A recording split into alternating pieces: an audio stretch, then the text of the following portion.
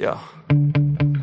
Sometimes I get so mad, there's no controlling me. My thoughts get so bad, I'm like, I might grab a bat, I don't know. My wrath, my blood boils over like, oh God, here goes. I lost all feeling from my head to my toes. You said some shit that I can't let go, so just stay tuned for the rest of the show. So have you ever felt betrayed? Switches how you see things, realize something needs change. Cause I know you got me fucked up, let me show you what's up. Cause enough is enough. I'll take a face full of pavement just to make a statement. I know there's no turning back. Oh God, adrenaline wasted, so mad I can taste it. I know there's no turning back. I'll do what it takes, I ain't making mistakes like that. I'll play it on your face to make you go take it back. I'll lose my shit, I go crazy when I'm mad. And now you go wish you would shut the fuck up real bad.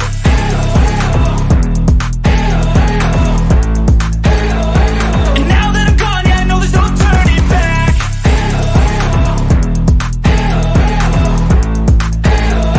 And now that I'm gone, yeah, I know there's no turning back. I'll fucking take smoke, I'ma poke a hole through you, choking's overdue. Come at me and you won't get any older, dude. Crack your holder too. Heating up inside of me, blood so violently. Thanks for trying me. Now it's finally time to see how this rivalry becomes a dynasty.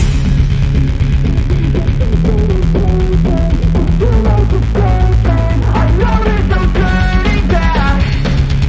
Oh God, adrenaline wasted, so mad I can taste it. I know there's no turning back. I'll do what it takes, I ain't making mistakes like that. I'll put it on your face to make you go take it back. I'll lose my shit, I go crazy when I'm mad. And now you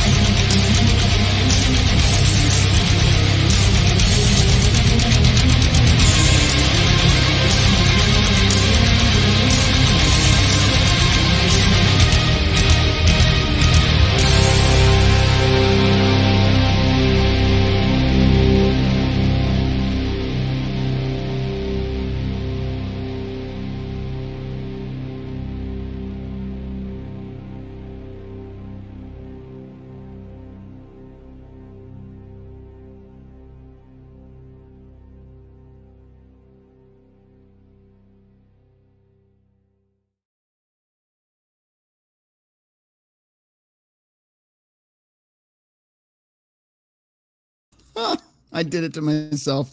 Anyway, let's try that again. I fucked up. All right. Welcome, ladies, the three of you watching, and gentlemen, to a very special winter solstice episode. There is an arc blast covering the states right now. In my area, it dropped from like 43 to 20 in 9 minutes as I was coming home tonight. And the news reported as well in some areas going from 32 to like 20 in 9 minutes as well. Pretty crazy. It's supposed to be insane here tonight. They're saying something with windshield, something as low as negative 55. I don't know if I believe it. I guess we'll see. I have no idea. If you guys are hearing an echo, by the way, please let me know. I'm hearing an echo, and I'm not sure why. Let me check out what the fuck is going on here. Uh-oh, not that echo. Let's see. Do you guys hear any background noise at all? Let me know if you do. Looks like that is muted. That is muted. And I don't know. Maybe it's just me. Maybe I'm losing my mind. Let's see. Polska Bob, something about 9 minutes. Yes. Just chill, gents. Yes. Does he charge? That's referring to Jeffrey Paul. He did not charge. Why is it so delayed? Does he charge? I really like this setting. You can see your picture just fine on there. Looks good. I like that.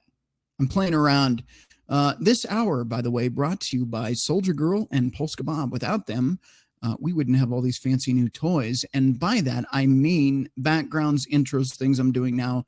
The music, I can do a lot more with StreamYards now. That it is a paid-for version. Anyway, all the information you need to know about the channel, if you feel like donating, buying merch, whatever, is in the description. On YouTube, Rumble, maybe on Twitch. I'm not sure. It should be in the description there. But I'm not going to spend much time on that. Basically, this is just a last-minute stream. Figured we'd talk about some severe weather survival stuff. Maybe shoot the shit, just have some fun too. But I do want to talk about that because obviously this is officially winter solstice today, 12/21/22. And we've got a really weird storm to start that off. So, yeah, let's have fun. Let's talk about it. But I'm going to add Crusader Nate in this evening. I'm going to unmute him. Oh, no, he has to unmute himself. Crusader, how are you doing tonight? You know me, man. Living the dream, because nightmares are dreams too. As always. Always, yeah. Some of us just live out of spite. Right? I know my grandmother did. Fuck, she lived like 99 and hated everyone. That's what I'm working for. Right. I got Jimmy Bones here. He's right. I did have to mute a bunch of tabs before the show started, so, you know. He's watching it for educational purposes. Yes, I'm just watching to see how modern relationships work, right? That's the whole point. Let's see. Polska Bob says, I keep forgetting I paid for this. Yes, you did. So we thank you very much. You and Soldier Girl both pitched it in quite a bit. So thank those two.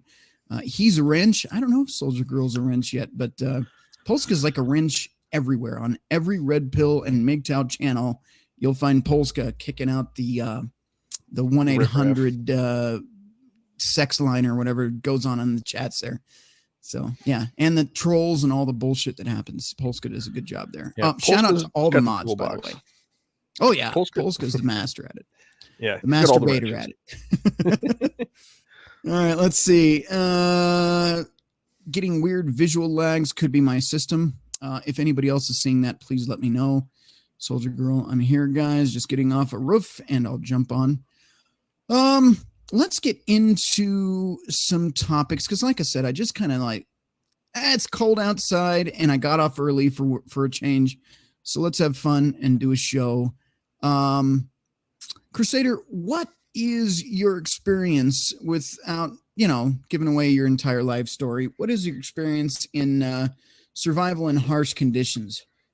Well, seeing as I grew up in the Midwest, about 90 miles or so in the general vicinity of Chicago, near the shores of Lake Michigan, which kind of narrows me down to a a general area. I've seen and survived weather 60s, 70s, 80 below zero on more than one occasion. Hell no. Yeah.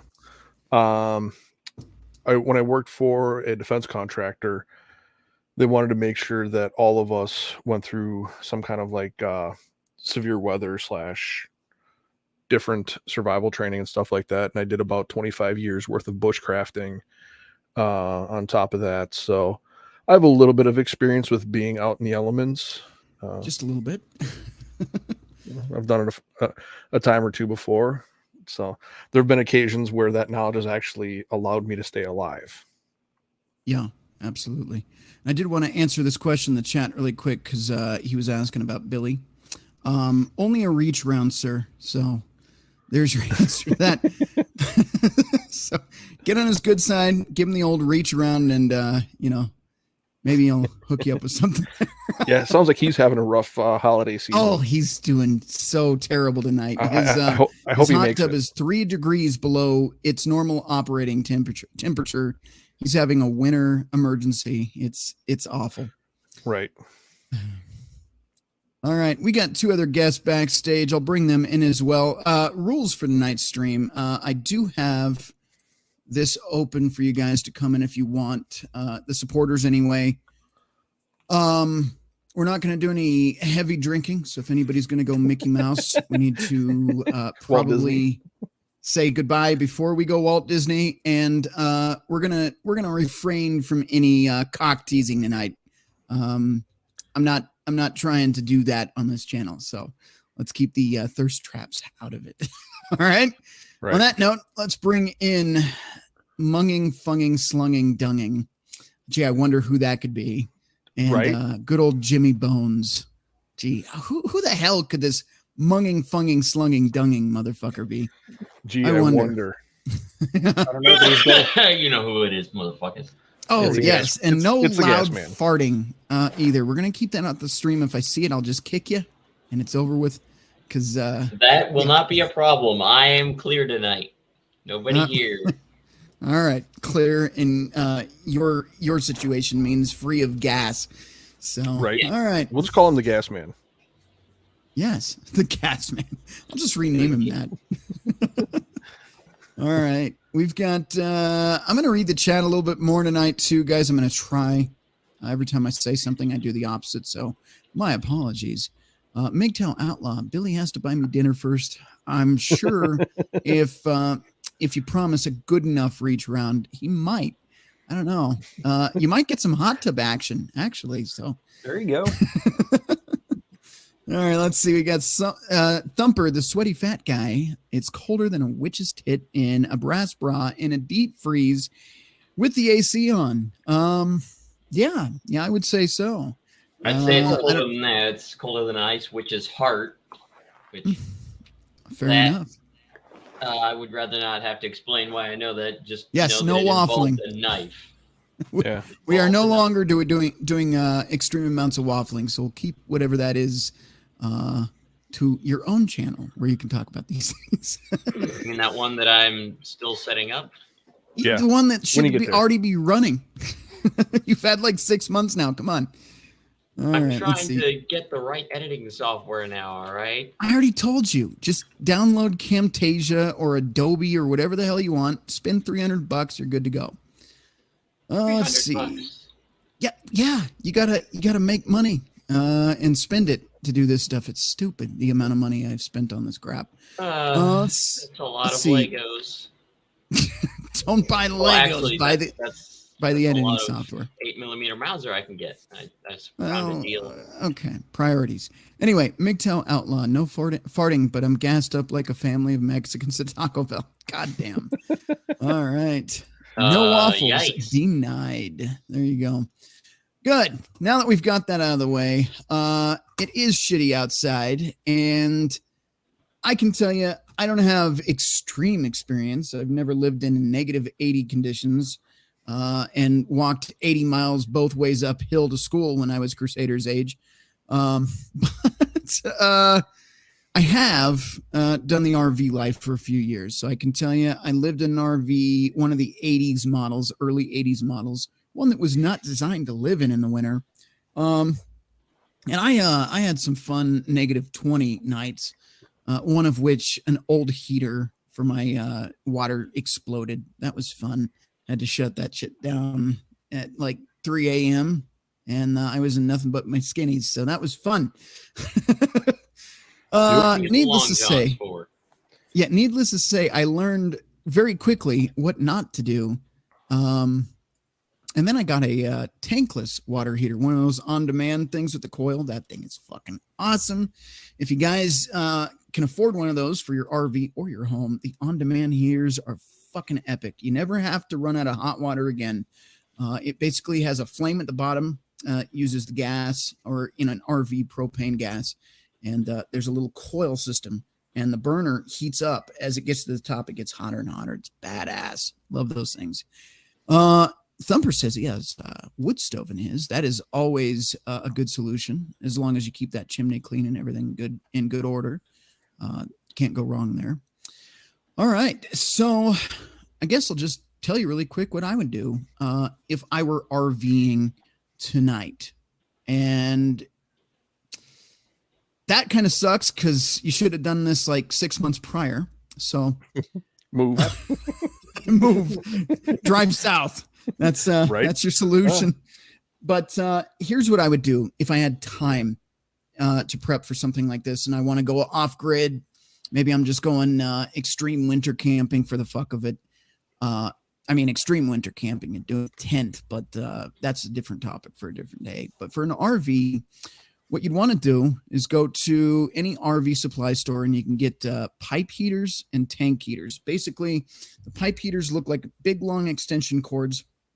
And they plug into an outlet. So you find a hidden outlet somewhere in your RV and you run all these lines and you tape them around your hot and your cold, because in an RV, they're all pretty well exposed. So you get both the hot and cold lines, and then you wrap that in fiberglass. And then I use a foam insulation around that.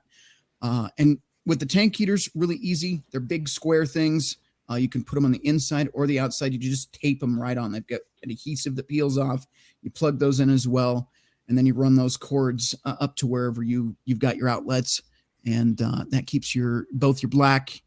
What's the name of the other tank? Black is the waste, and then what is it? Gray tank? Am I thinking? You get a freshwater tank, a gray tank, and a black tank. Yep. Okay, so you want to do all of those. Your gray tank is water. That you've done like dishes with or whatever. Your black tank is your shitter, and then your fresh water is obviously where the water comes from. So you do that. You just slap your heaters on those on the underside, and it keeps you heated up enough to do that. If you have power, you would use something like either the propane heater in your RV. If it's an older RV, you'll burn through propane quickly. So something to think about. If you have the option to pick up a UV space heater, those things are fucking awesome. They do a great job. Worst case scenario, if you're in a really bad situation, you're in a bind, you can also switch on your car's power, your RV's power for a while. Use the engine's heat to get it up to temperature. Don't leave it running. Obviously, you're trying to save gas, but if you're in a bind and you need to keep the temperature up, you can always do that too, assuming you have a good heater. I had an 82, so it was a mixture of the three I had to do when it got super cold. I could go through one of those, 20-pound bottle of propane, one of those regular size you pick up at the Home Depot. On a -20 night with wind blowing, so I don't know what the wind chill would have been, you can go through 20 pounds in a night. So prep for that.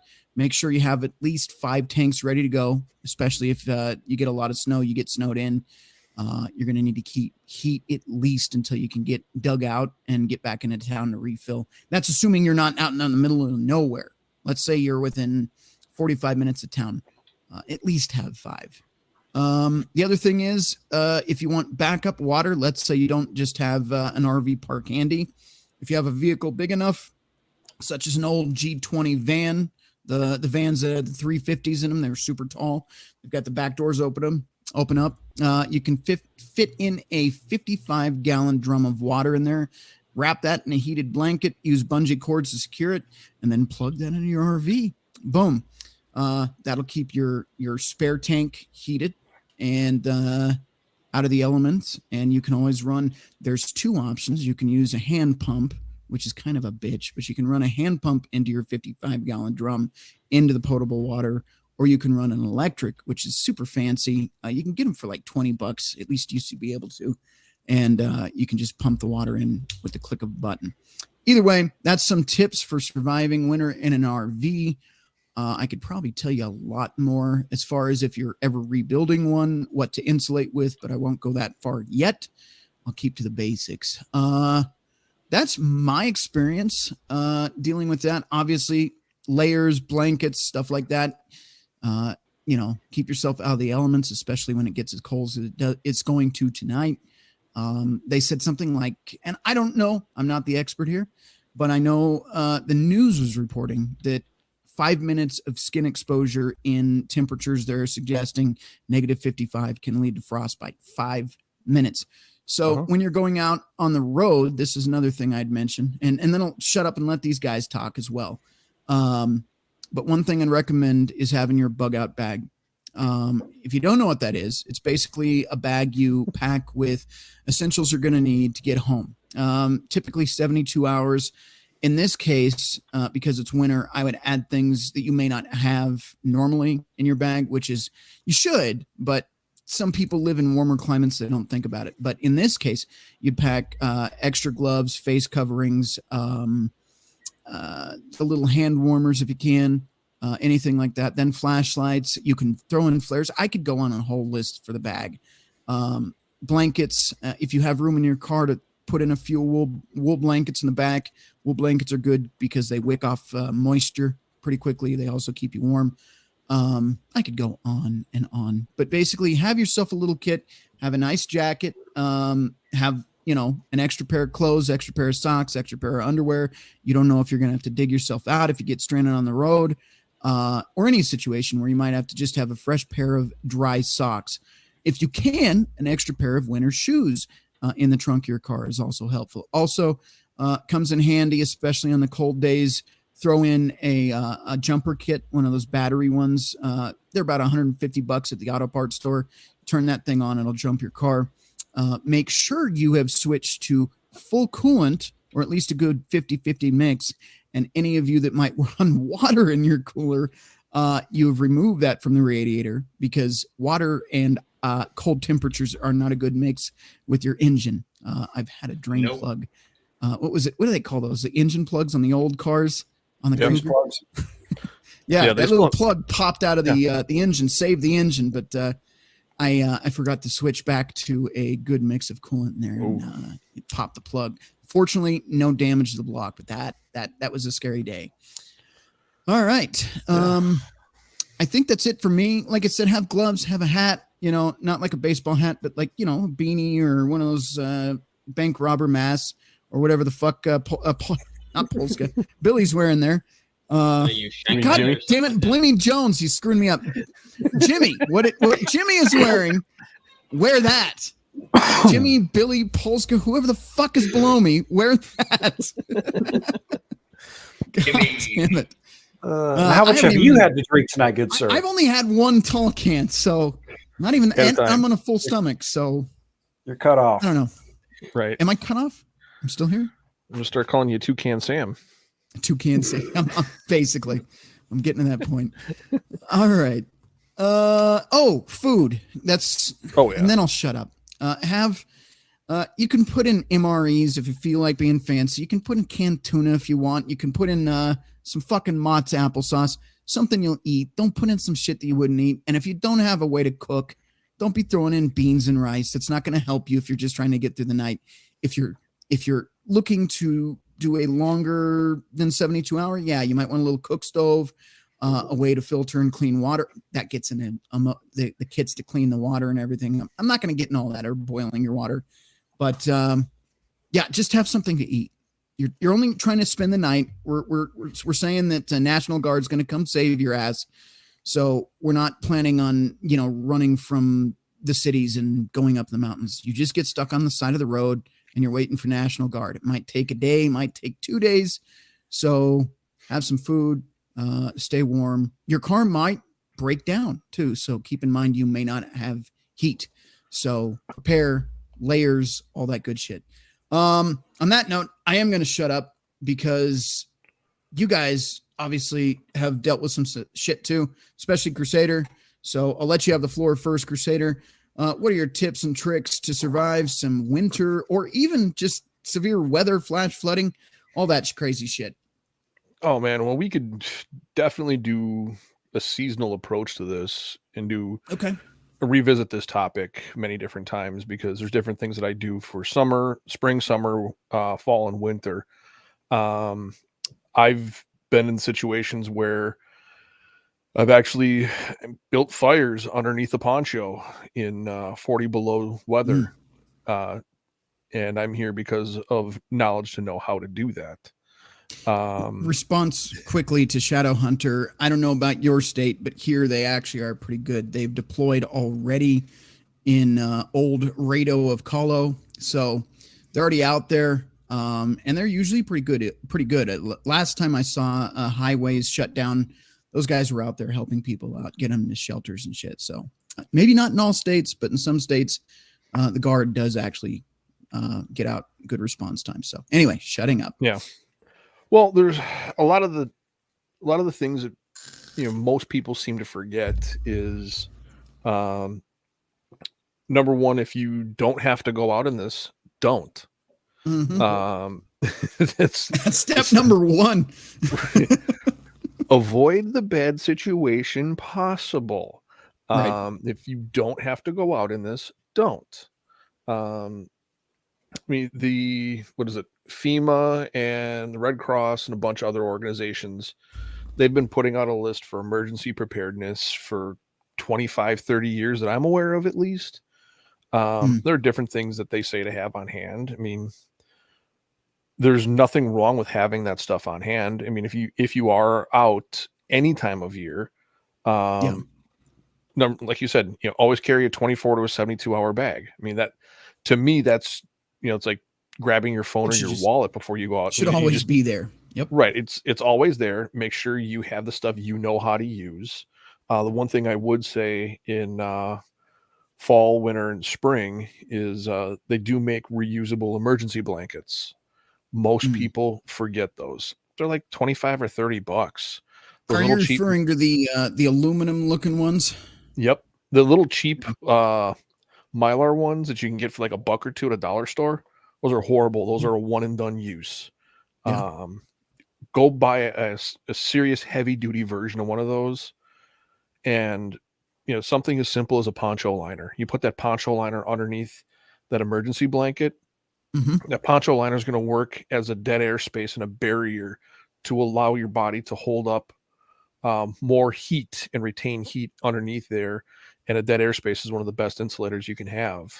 Yeah, I know. They say the homeless they'll use newspapers under their jackets and shit to keep that dead air. Yeah, I mean, and those are some of the small things that most people forget about. The other big mistake that I've seen a lot of people make is they do get stranded somewhere in a road trip or whatever it may be, and they decide that, no, I'm going to walk to the next town. Yeah, that's the biggest mistake you can make. 3 hours exposed to the elements, and if you're not prepared for it, it will kill you. I've gone out when I was working for for EMS before I went to defense contracting. We had to go out and we found a couple of people up in the mountains that were lost and decided that they were going to walk, got disoriented, and wound up finding them a couple months later. And it was hard news to break to the family. So that I've seen those situations in those cases, but yeah, with going back to what you're talking about, like being in an RV or even being in an old drafty home. One thing that not many people realize is having, if you just leave your water run and trickle real lightly, moving water won't freeze. Yep. those are the little things that you can do. The other thing that you can do, and they're not that expensive. I haven't priced them in a couple of years, but in the summer or spring when it's actually decent to do it, put a recirculating pump on the furthest end line of your water lines. Mm-hmm. So you can actually so your water will actually go through your entire system and stay moving and go back into either you can do it in a home where you run your hot water and your cold water together. Right. Your cold water will be slightly warmer, but you'll have, there'll be a shorter period to get hot water, and that'll continue to. It's the same. Still system. a lot cheaper than replacing your pipe. So yeah, replumbing a home, you're anywhere from $3,000 to $5,000 just in materials alone. And then you got to pay a plumber to do it unless you know how to do it yourself. So those are things to take into consideration. I mean, if you're in an old drafty house, let the water just trickle. That's a simple solution for that. Or like I said, a recirculating system, put one of those in. They're not that expensive to get. But yeah, I mean, there's so many people that don't even think about it. What they say, the average home has 3 days worth of food on hand. yeah. I'm in the Midwest, man. I'll just say I have more than 3 days worth of food. Mm-hmm. I kind of grew up with that. So those are the things. I mean, they say you can go 3 weeks without food. Yeah, you can. Tell you around 10 days, it gets a little rough. Yeah. You can lose a lot of weight. There's your weight loss program. Yeah. I mean, that could help you lose a few pounds. Yeah. Joker was talking about that last night. Just don't eat for 21 days. You'll be fine. Right. Yeah. You'll technically live. It might not be comfortable. And then you have to reintroduce food to your system, but you'll survive. But yeah, there's a lot of little, I mean, for this time of year, depending on where you are in the world, when I was a defense contractor, I was all over the United States, and I'd pick the brains of the guys that lived there that I worked with and find out, what was needed in the Southwest, the Rocky Mountain West, the Northwest, Northeast, Southeast. I mean, there's different things needed in different areas, and that's what a lot of people don't take into consideration.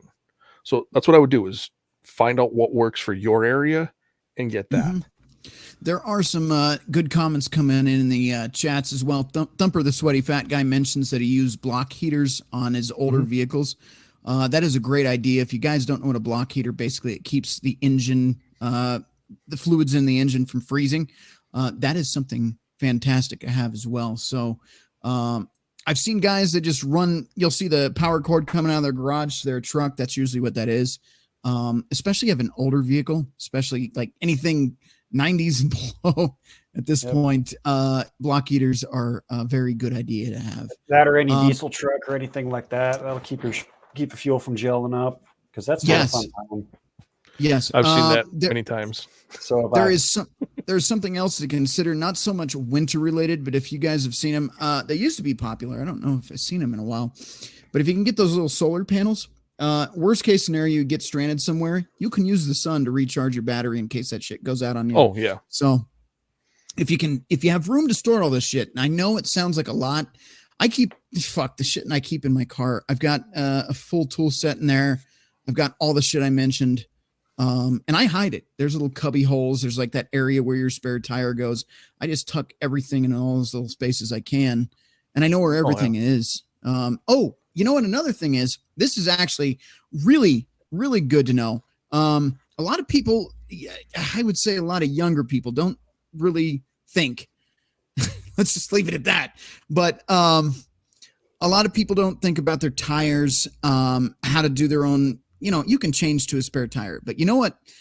It may take you a few more minutes, but it's going to, in my opinion, I'd rather do this. Keep a, damn it, what am I thinking of? I can't think of the fucking name of it now. The thing that blows up the fucking tire. Air compressor? Yeah. Air compressor. If you get a little cheap air compressor, you can get them at like Walmart. You can get them at AutoZone, wherever they're sold. They're everywhere. And you get a tire patch kit. This is really easy to do. I can teach you right now on this video how to do it. Okay. So you're going to find, let's say your tire blows out. You ran over a nail and now you're stuck. And you don't have a spare because you're a fucking asshole. Been there. But you have your air compressor and your tire repair kit. You find the nail. So you may have to roll it through the parking lot like a jackass for a minute or on the side of the road to find where the nail is. You pull that nail out. Okay. You're going to start losing air. That's fine. Make sure the tire is like where you can access tools, by the way, because you're going to have basically looks like a screwdriver, but it's a file. And you're going to have another tool that has like an opening like this. And you're going to put your little goo through there. I'll explain that in a minute. Basically, you're going to find your nail. You're going to pull that out. Have a Leatherman or something, a wrench, anything. What is it? Ratchet. What is that? Fucking God, I can't think of any. Leatherman? Leatherman is fine, but I'm thinking of the clamping, the vice grip clamping type. Vice. Maybe it is a vice grip. Fuck. I'm losing my damn mind, man. It's the cold air. That's what it is. But yes, if you can do that, pull that nail out or whatever's in there, and then get your little file tool, which is going to, again, look like a Phillips head screwdriver, but with file shit on the sides of it. And you're going to, anyway, doing this on the screen, somebody's going to like screenshot it and use it. So you're going to push it in and out vigorously until you make a hole big enough to stick the other tool that's shaped like this that you put the goo through until you can get that tool in. I'm not going to do anything else on the screen because I already know what you guys do to pop, and I'm not falling for this shit. But anyway, you file out your hole, which makes a bigger hole and more air comes out, kind of like a woman that's in her mid-30s. Anyway, once you've done that, yes, once you let all the air out, okay, you then get your little goo stick and you push it through that little tool shape like this. You just slide it through, okay?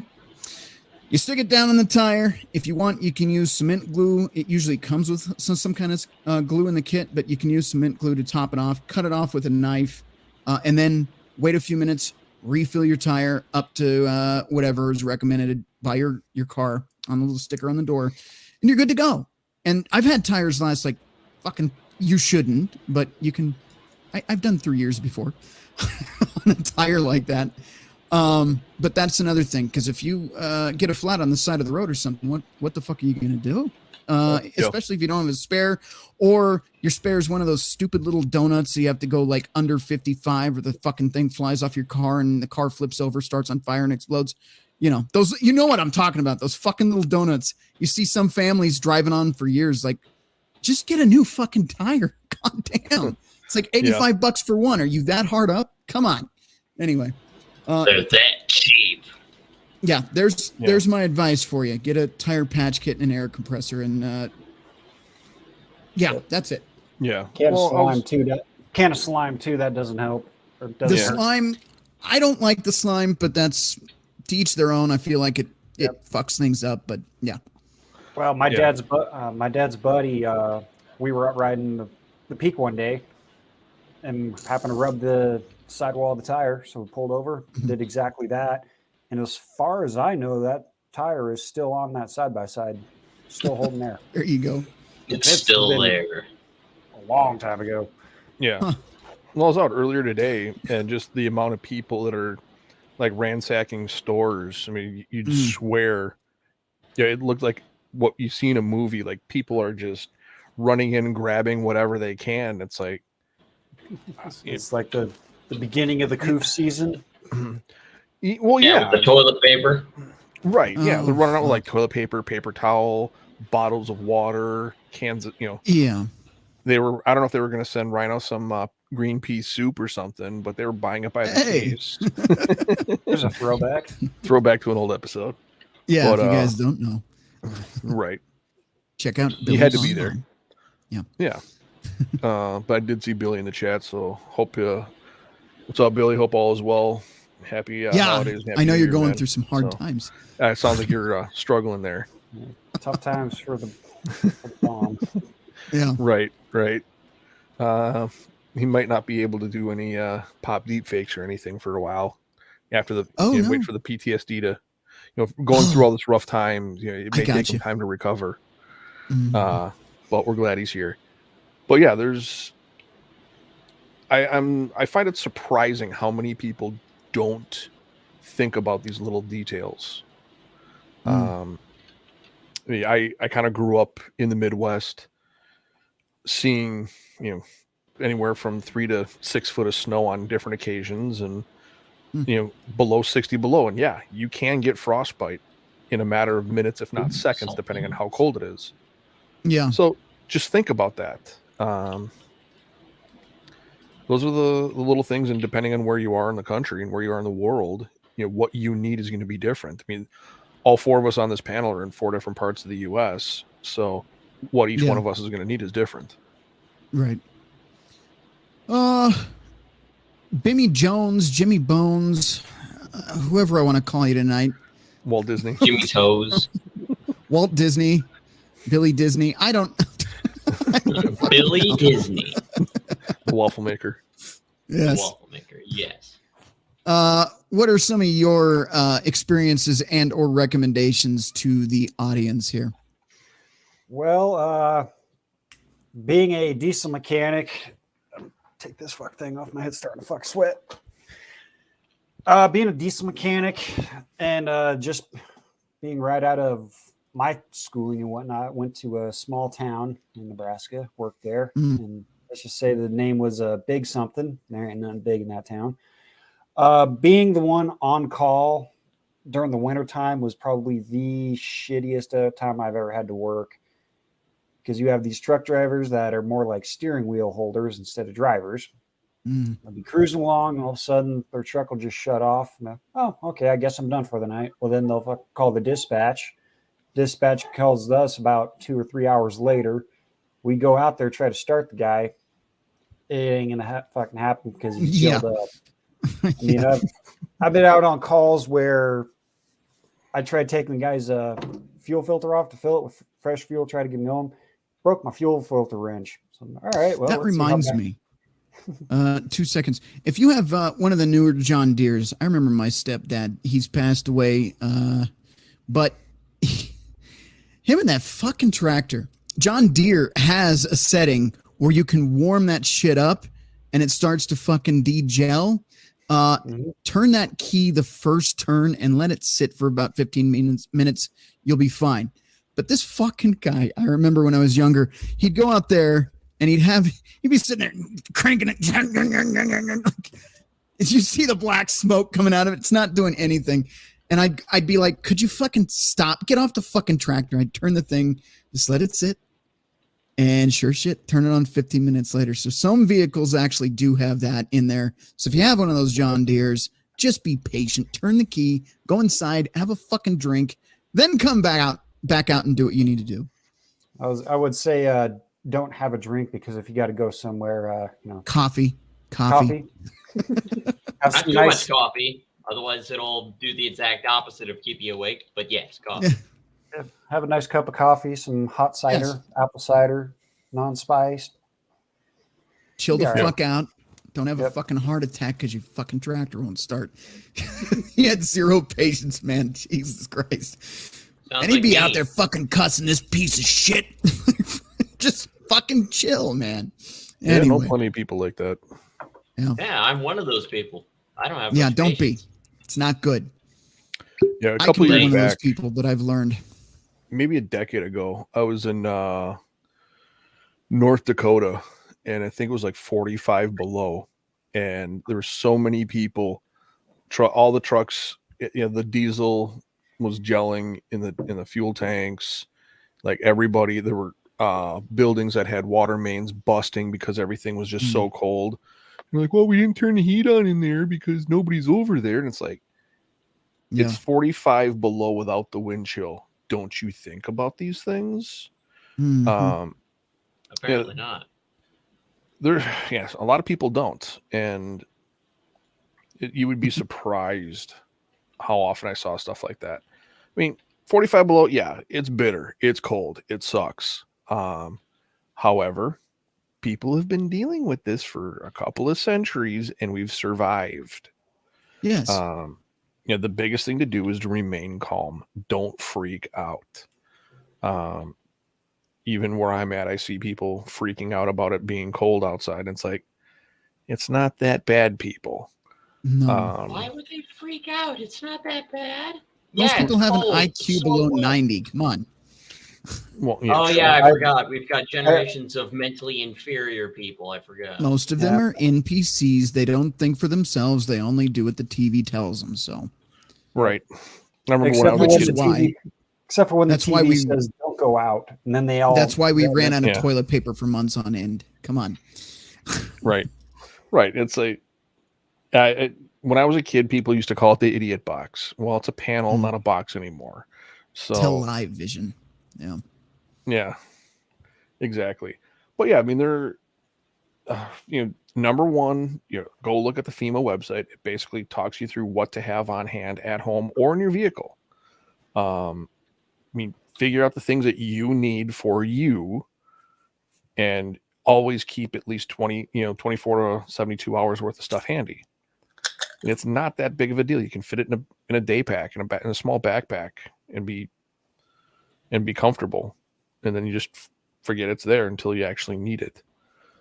But yeah, this isn't rocket science. I mean, I'm just waiting to actually see how bad this thing actually is, because people are blowing, weathermen are like, oh, we're going to get this much snow and it's going to be this cold outside, and we're going to have this, that, and the other thing. And then, you know what? Overnight low is like 0. And you're going to get it's like 2 inches of snow, if that. It's like -4 right now, and I don't have my camera on screen to see what it's like outside, but it was a very light dusting so far. The other thing is, when it gets so cold outside, the snow doesn't fall anymore. So I don't know. People are expecting it to be crazy. Yeah, there are times where it gets too cold to snow, which doesn't seem to make sense, but it doesn't make sense. But yeah, right now, in my area, we had pretty good flurry earlier in the day, but right now it's -10, but the real feel is -42. So yeah, good times. Yeah, it's 33 here, so. Here we go from Thumper, the sweaty fat guy, just trying to read chats. I put a lot of them on the screen, but this one is worth reading out loud. If you put Fix-A-Flat in a tire, you cannot patch it after. The adhesive won't stick for the patch, so keep that in mind. I've never used this shit. I don't like it. I feel like it fucks up the valve stem, but I don't know, maybe that's just me, but I don't fuck with it. But yeah, if you're ever gonna patch your tire in the future, that'll fucking ruin it. So maybe not use that stupid slime shit. But Jimmy, I know you like it, but I do not. I hate that shit. It works, but yeah, like what Thumper says, yeah, you won't be able to patch. But I mean, if you're already putting the your stick patches in there, you might as well just get a new tire as it is. I like this one. MGTOW Outlaw, just use Flex Seal. I see that guy in that. I need to bring that commercial where he's just slapping the fucking tank with the Flex Seal. Now that's a lot of damage. Yeah. What they don't explain to people is, most of that water isn't really under pressure. I've seen people try to put Flex Seal and stuff on water lines in homes. And that doesn't work out. When you have anywhere from 40 to 60 pounds of pressure in a 3/4 inch water line, that Flex Seal stuff isn't going to hold back that pressure. No, not really. So minor details. Hi, Billy Mays here for Flex Seal. I sawed this boat in half. Right? Love it. Thank you, MGTOW Outlaw. And then they cut it and they just bring out a whole new boat that they just spray painted black. Yeah. My favorite one is when they replaced the bottom of the boat with the screen door and fucking spray it in there. Yeah. No, it would have gone right through the screen, and it would not have created a solid enough layer to keep out, again, pressure. And depending on how much weight and how much displacement, you're going to increase the pressure put on that thin layer of Flex Seal, which will not hold you up. You're going to sink faster than a rock in water, or Lizzo in water, maybe. My fat floats, Jackal. Referring to the guys in the chat, I wouldn't own a new John Deere. What do you recall new? I think it was like a 2001 model. So that's still, I mean, I think that's yesterday, but that was technically like 20 years ago. So 21. I guess it's not that new. Yeah. Yeah. Yeah. There are a lot of things, I have family that, obviously don't have the same background as I do. And I'll go over by their place and they're all freaking out and panicking. I mean, there's ways, and I know a lot of people in my area, including my family, that they don't have emergency batteries to run stuff. I have solar systems. I have collapsible solar panels, portable solar panels. I have ways with backup batteries in the house. I can run my furnace, my freezer, my refrigerator, bare bones lights if I need to. I mean, having that stuff, yeah, it's an initial investment up front, but it's not that bad, especially if you can start stockpiling. If you hunt or fish, you stockpile, vegetables and stuff like that in a freezer. It's worth it to have it no matter where you are, because what's the cost of food? It's not getting any cheaper. Oh no, not at all. But let's see. those are some of the, I'm just some of the little up in the things. chat back Yeah. Trying to fill the dead air while you read through the chat. But I mean, even the little things like having an emergency weather radio, that's not overly expensive. You can get them for under $50 easily. I mean, even having a way, a battery backup that you can charge your cell phone.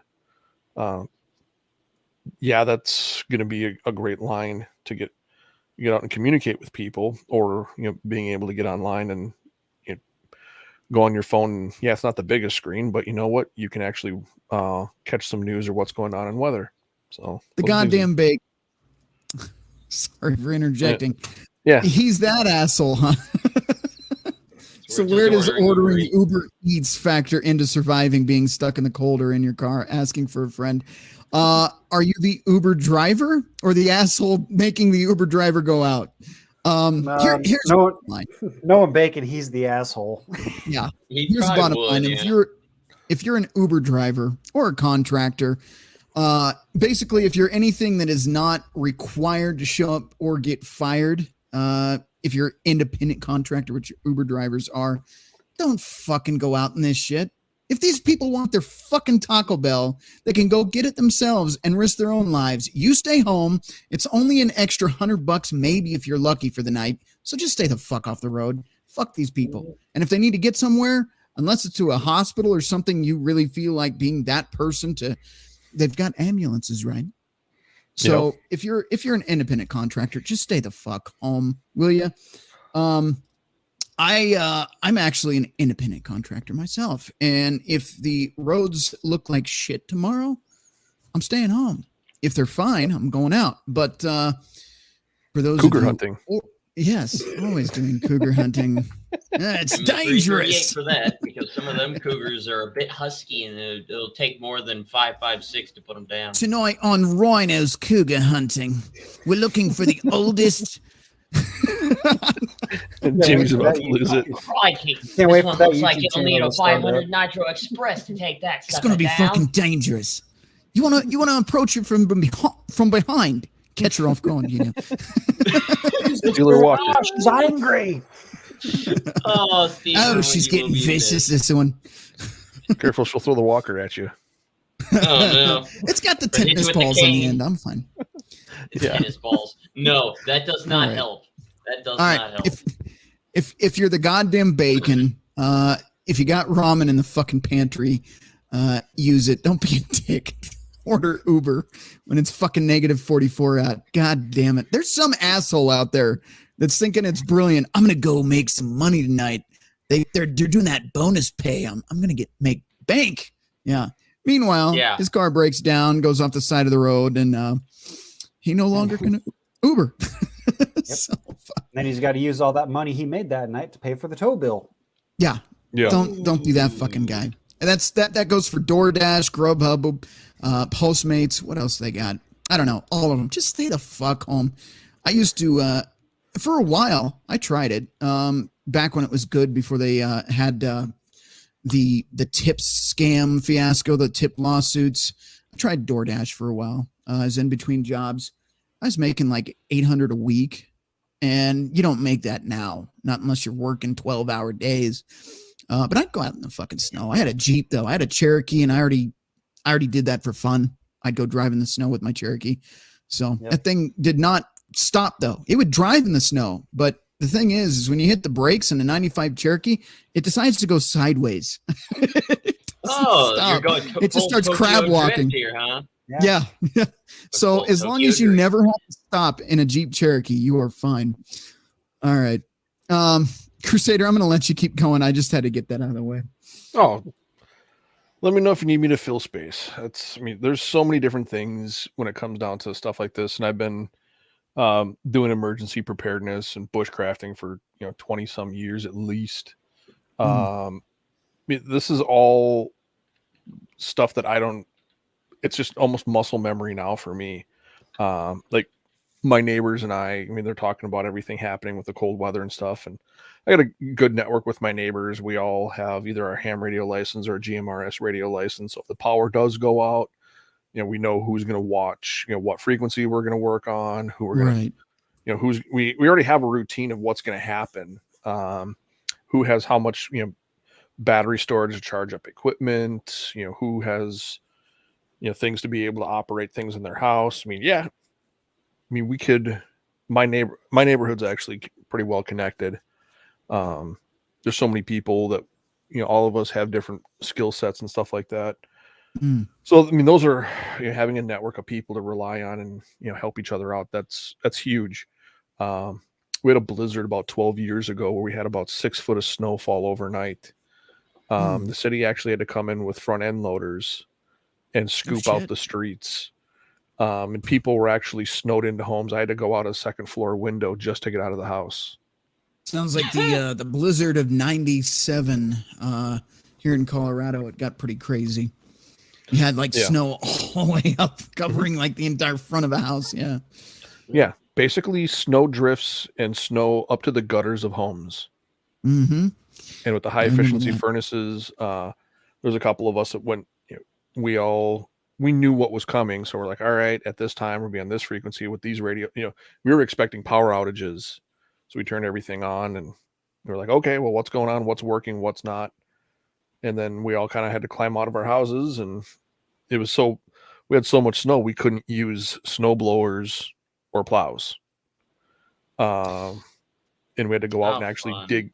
We had to actually dig out with a shovel, and we had about a dozen guys dig out 30 some homes in my neighborhood. And, there's some old people, and it took 2 weeks for the city to actually come through with a front end loader, and actually clean the streets because even EMS couldn't get out. So it was bad. Oh, that reminds me, medical supplies. Yeah. I'm gonna let you actually talk about that too, because I am by no means the expert. I say pack basic shit, alcohol swabs, Band-Aids, gauze, shit like that. It depends on where you are. Again, I'll keep a snake bite kit in my car, but you might not have snakes where you are, so you don't have to worry about it. There's a lot of things you can put in a medical kit, but it's going to be based on your needs as well. One thing I will tell you before I let Crusader take over on that one as well. When you do a medical kit, think about your needs or the needs of your family members. So let's say somebody in your family has asthma. Obviously pack an extra inhaler if you can. If you have high blood pressure, have your blood pressure medication, some set aside.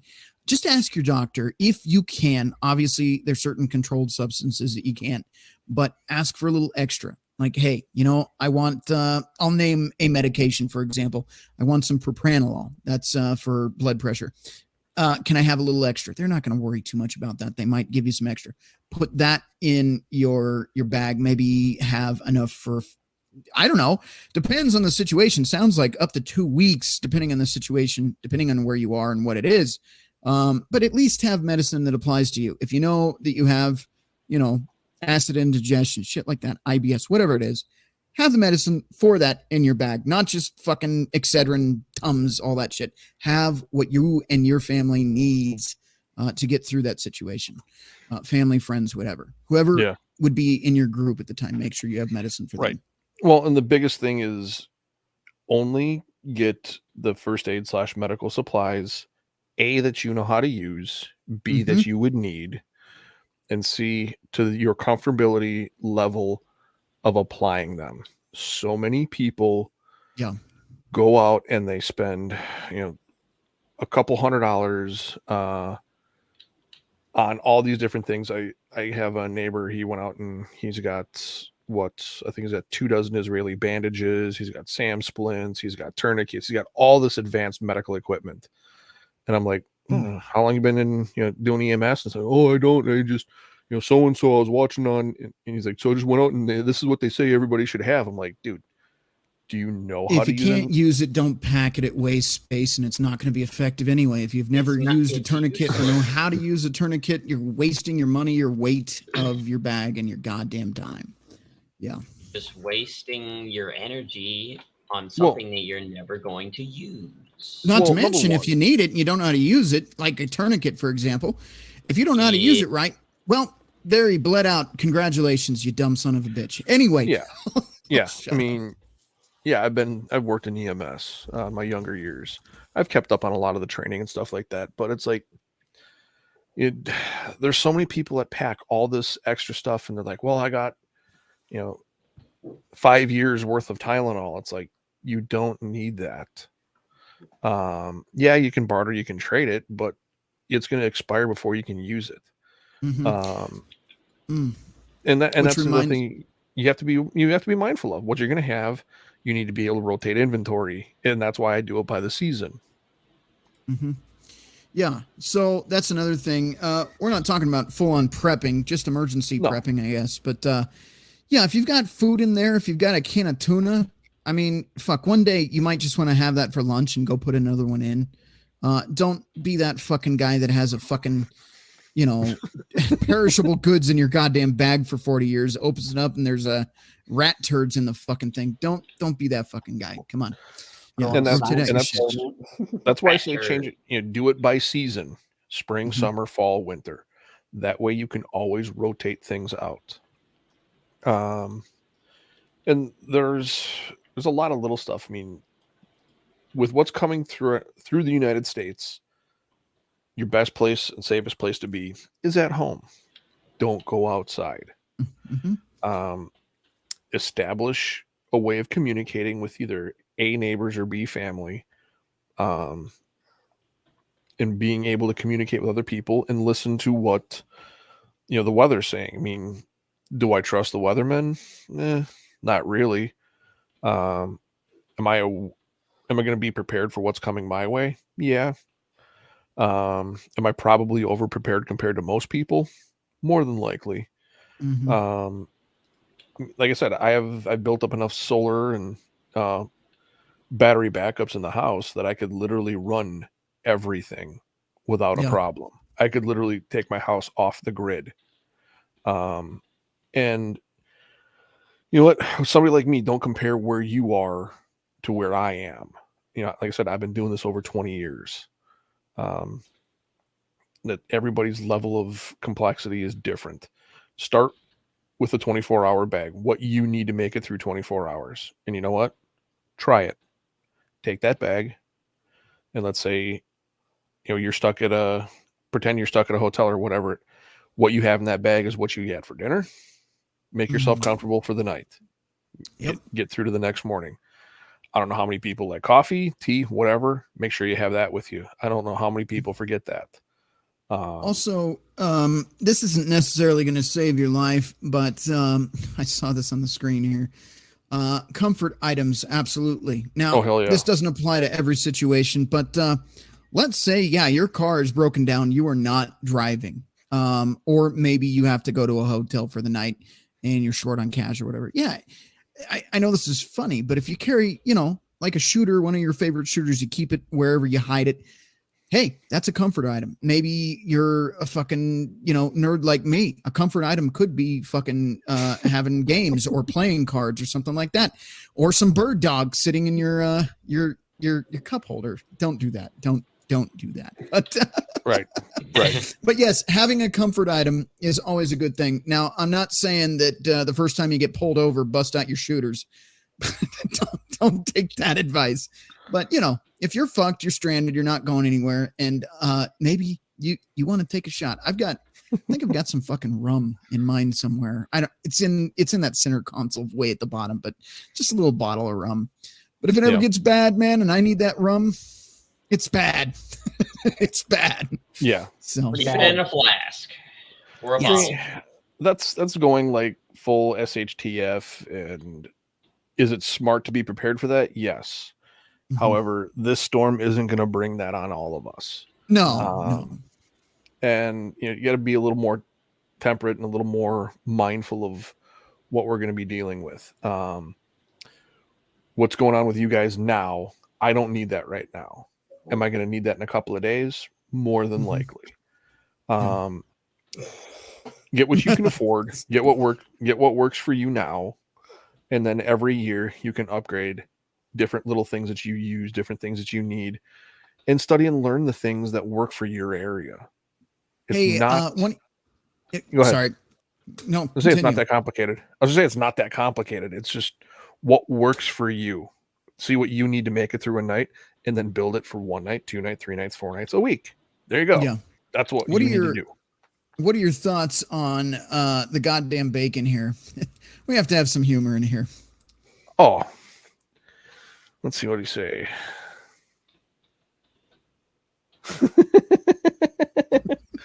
No.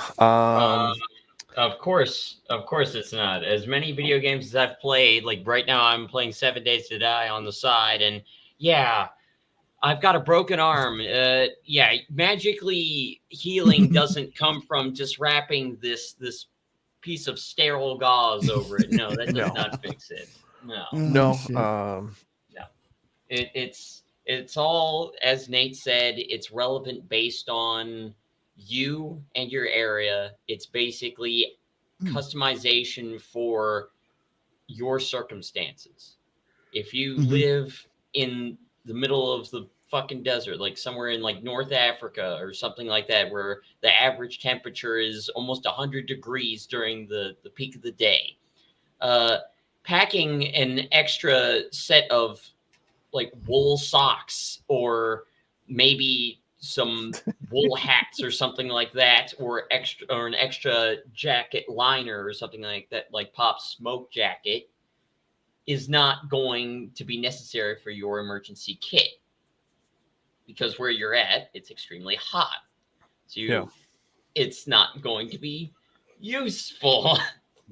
So again, all it takes is just a little bit of brain usage, a little bit of neuron interaction there, get them neurons firing for once in your life, and think, okay, what am I going to need? Like, absolutely. Okay, I have a little bit of an insulin problem. All right, pack extra insulin shots. If that is your problem, you have to customize it to fit you. It's like tailoring a suit. You need to customize it to fit you. Part of doing these, excuse me, I'm interrupting. Hold your thought. Part of these shows is trying to keep a straight face while reading these chats. Oh yeah, Jesus Christ, Jackal, go on. Just be like me and don't have a face cam, then you don't have to worry about that. Yeah, I'm just keeping up in the chats while you're talking. It's gonna be quite a while. It's gonna be quite a while before I'm capable of showing my face. Fair enough. Back to what you were saying, though, Jackal.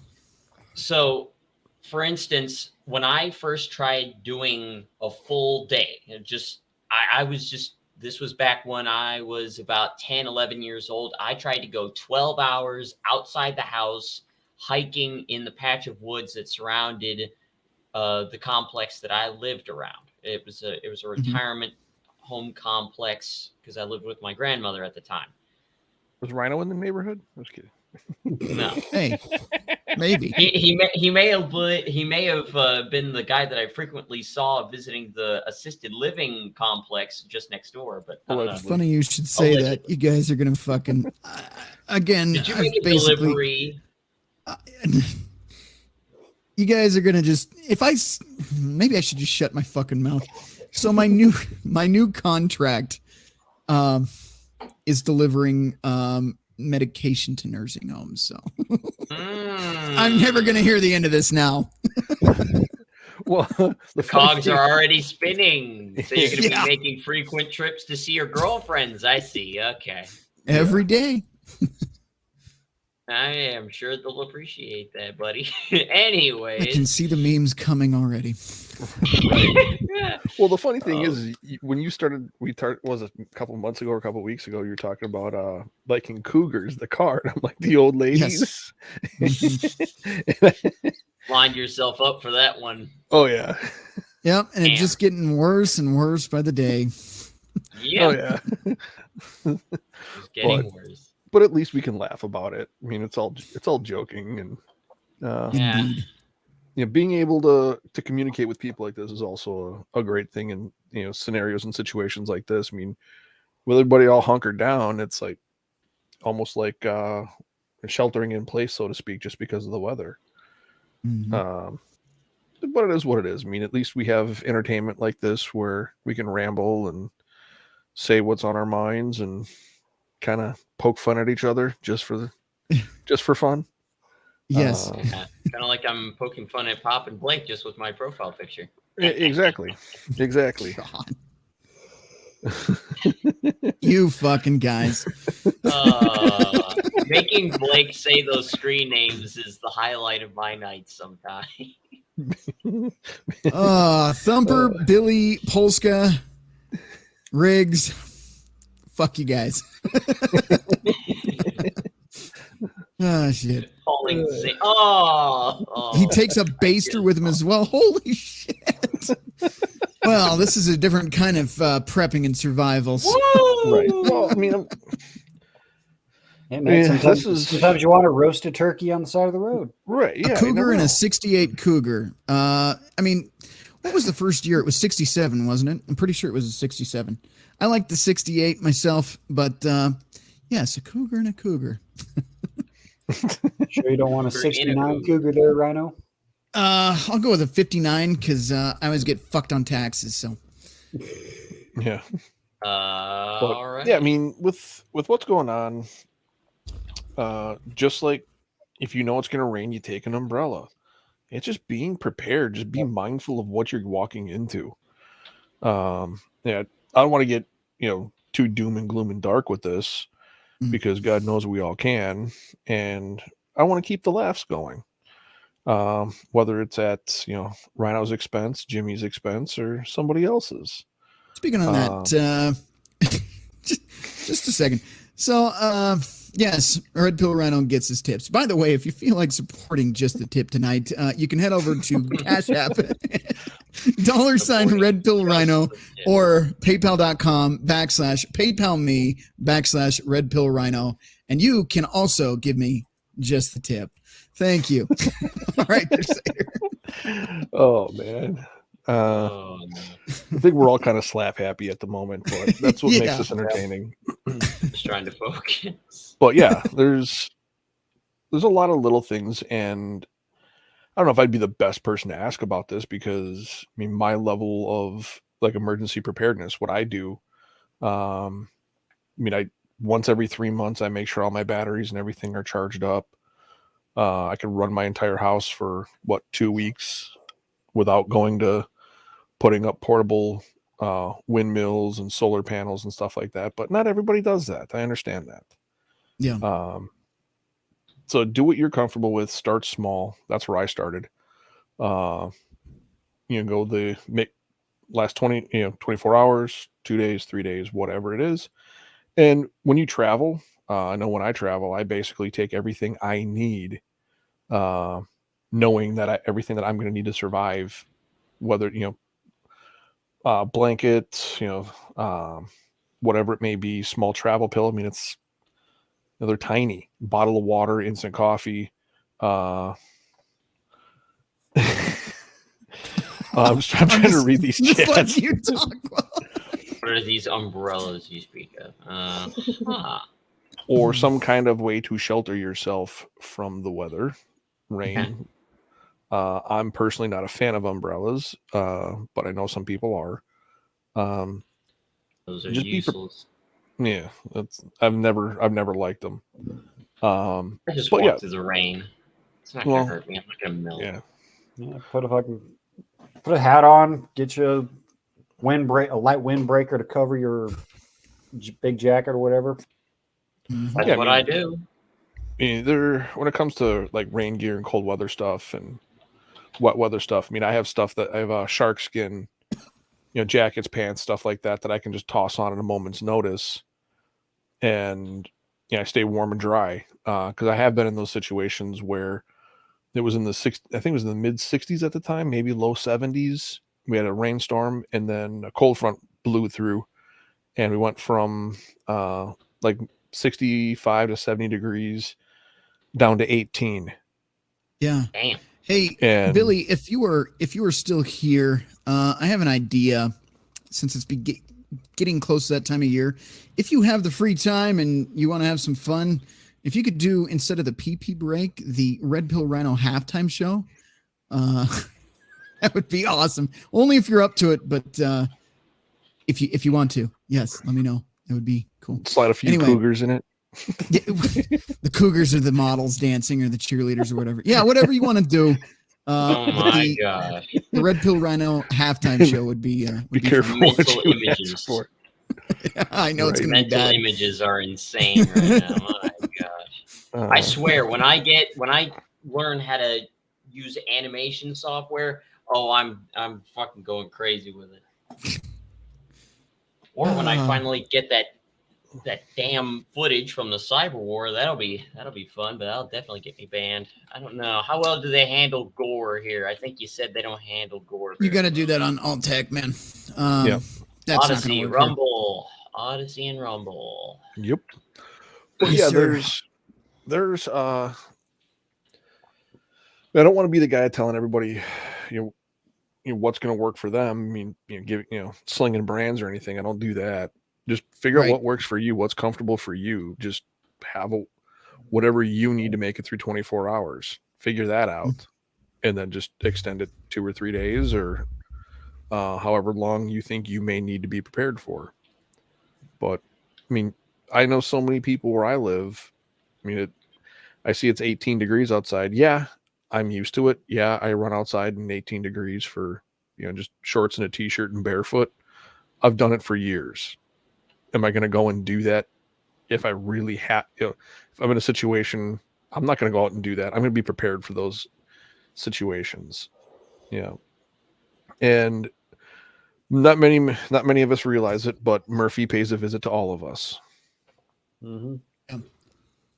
Well, he paid me a visit this morning when I just got to work. I was driving to work, and I was like, man, my truck is pulling to the left there real bad. I get out and I look down. Oh, my tires got about 5 pounds of air in it. Yeah, check that as well. That'll do it, because it's cold out, and your tire pressure fluctuates with the temperatures. Yep. So I made sure to double check all my tires, and I should be good. I don't think it was. You got one of those. Go ahead. I was gonna say I aired it up in the shop I work at, and it seemed to stay up, so I should be in good shape. Yeah, if you got one of those new cars, I don't know when they started doing it. Basically, if you have one of those tire pressure sensors, so they've been around for a while, but if you have those on your fucking car, put a little extra air, because the worst thing that can happen is your car says, "Oh, low tire pressure," and it turns off your traction control. Not all of them will do that, but mine's one of those special ones that does that, and that's always fucking retarded. One thing though, with with those tire monitor systems, if you're going to rotate your tires, don't do it yourself. Take it to a shop, because it will screw up your sensors, because that's exactly what I did. Because my tire monitor system, because I have that same system, never came on.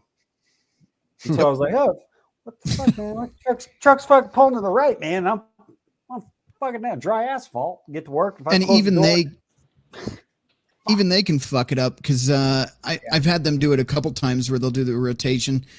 I've got it under warranty. Let's be honest. I'd rather do my own oil changes, but to keep the warranty, I gotta go to the dealership, do that. But they've even rotated the tires, and the front tire pressure will be on the back, and the back will be on the front, so they haven't switched it around properly. But yeah, if your car's under fucking warranty, just use the fucking warranty. I like changing my own oil, working on my own car, but I also like knowing if my transmission or engine go out, they'll fix it instead of having to pay out of pocket for it. So, yeah. Yeah. Yeah, those are I some gotta little change. things. But yeah, Gotta change having the CV joint in my truck now. Fuck, I just remembered that. having little things like, and people don't even think about this. There are companies that make small candle holders, like little small candle lanterns. Having one of those, believe it or not, in a cold situation, having a small little the small metal cups. I can't remember the name of the company. They make a small candle lantern. You can actually put one of those little candles inside of it, and it'll burn for 4 to 6 hours. They make ones that'll last up to 8 hours. But having something like that in a vehicle with you, that little bit of a candle can actually generate a lot of heat. Number one. Yeah. Number two, it can help eliminate or dissipate condensation inside of the vehicle for you as well.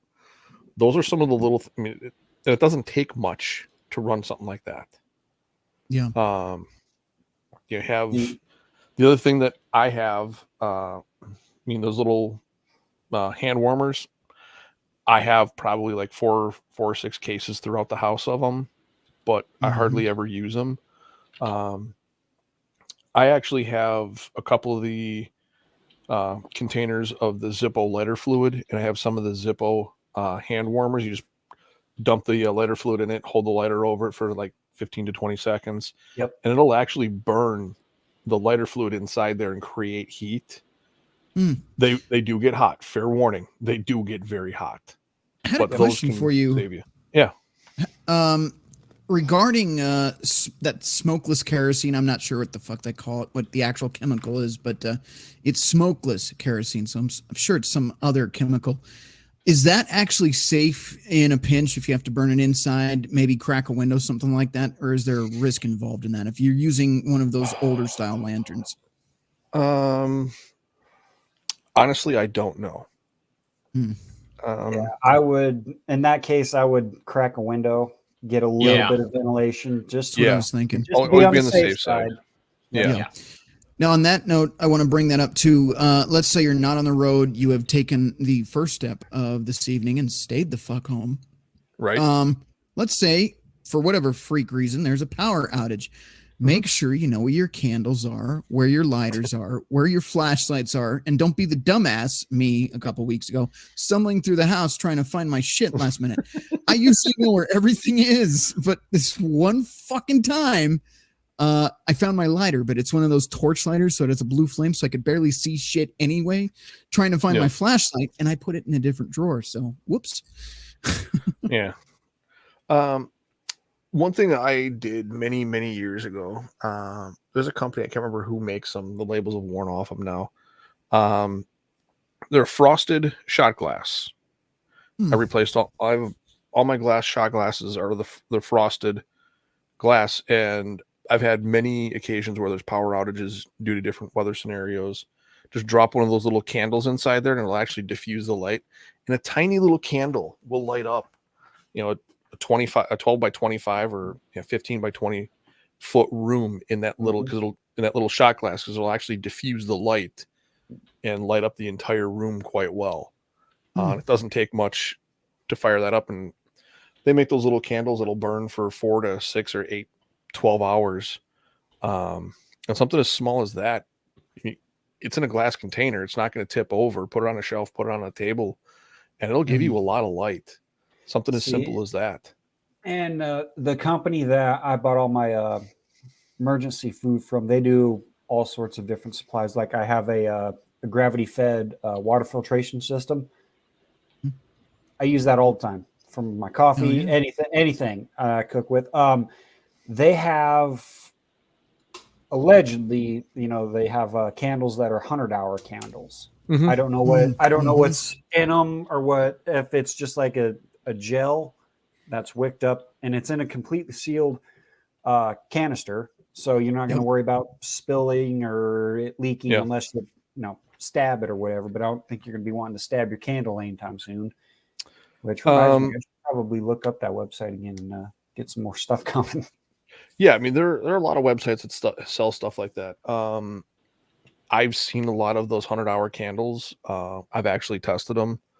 And a lot of them will burn, 97, 99 hours, 103 hours. I mean, yeah, it's not going to be exactly 100 hours. Right. But those are the little things, challenge yourself one night. If you have nothing going on, I don't even know what to fucking say to half this shit tonight. Oh, Allegedly. wow. All right. Allegedly. No. Are we talking about your neighbor's goats there, Bacon? I mean, I He understand a lives in rough the night's a Middle rough East, night, doesn't he? but He puts on the Shit. Velcro gloves and goes to the sheep pen. On that fucking note, we're about at the halfway mark for the show because I am not doing a 5 fucking hour stream tonight. I refuse. If it happens, these guys are all going to ditch me and I'm going to be alone. So we're not doing that. But what I am going to do is actually open up the floor to anybody that wants to join the show that I can verify. I know who you are, so don't use goofy fucking names like Jackal does. And we will talk to you guys on here. Any recommendations or questions you might have are welcome. But I'm going to go to break here really quick.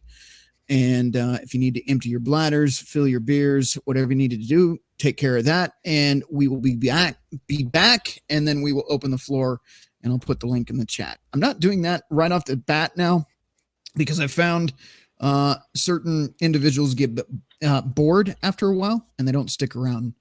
If you put the link to call in later in the show. So anyway, we will see you guys here in a few minutes. Let me pull up my shit here to do what I need to do. And we'll be back.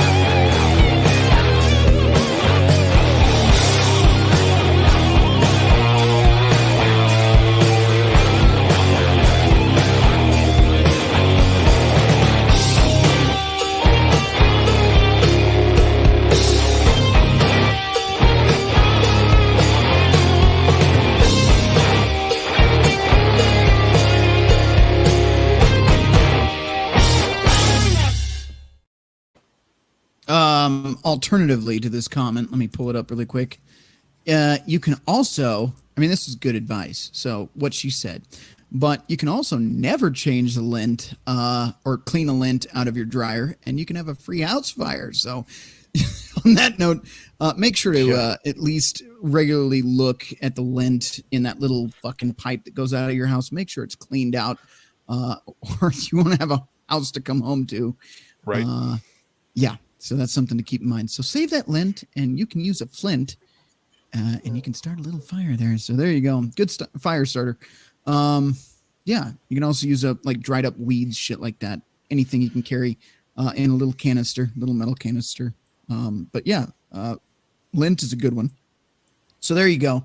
But I said I'd open up the floor. So in the live chat, There is a link to call in. You are more than welcome to do so. I know some of you guys are regulars, probably do want to call in.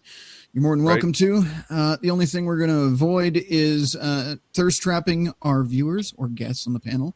I have to preface that. And waffling, even though we're having fun here tonight, just try not to go full Walt Disney on us. We know a certain Walt Disney already, so we don't need any more. All right. The floor is open. In the meantime, we will continue with the show until you guys call in. So, yeah. Guys, what are some other recommendations you can think of that would help people out in this situation currently with the Arctic blast, as they're calling it? Well, I mean, number one, know how to cook, make homemade meals. Can be a great thing. The other thing that so many people I know completely overlook. I mean, when you're going to have this quote unquote Arctic blast with heavy winds and stuff like that, power outages, make sure you have extra fresh batteries in your place. Number one, and number two, this is one thing I see so many people overlook. They have 6 different flashlights. All 6 of them run 6 different types of batteries. Yeah. Organize a system that uses the same type of batteries, so you don't have to worry about one battery or one flashlight dying on you.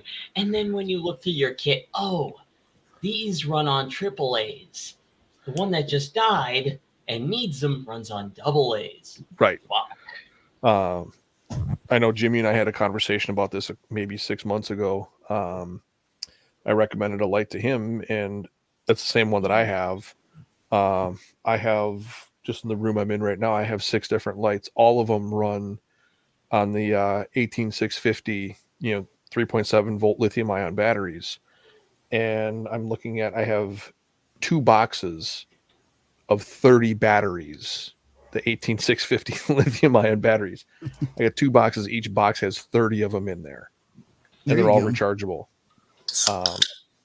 And I have multiple recharging units that'll run off of my larger backup battery systems. Those are simple things, mundane things. They're not the attractive, fancy things that everybody else likes, but you know what? You'll appreciate it later on. The other thing is chem lights, little glow sticks. Have a couple of those handy. Easy to use. Yeah, and they're not gonna have to worry about temperatures or anything like that. But yeah, look at what you're going through now and think and make a list now of things you wish you would have had today. And then in springtime, when everything goes on sale, all the winter stuff goes on sale, that's when you stock up on it. Always be a year ahead. Oh yeah. All right. We have Dynaside. I'm going to add these 2 guys in, then go ahead, Jackal. We've got Dynaside 13 with us tonight. Have you been on with us before? I don't remember. Yeah, he's been on. Yeah, I was on here for the flag, by the way. The flag. Thank you. Yeah. You don't harass me constantly. That must be why.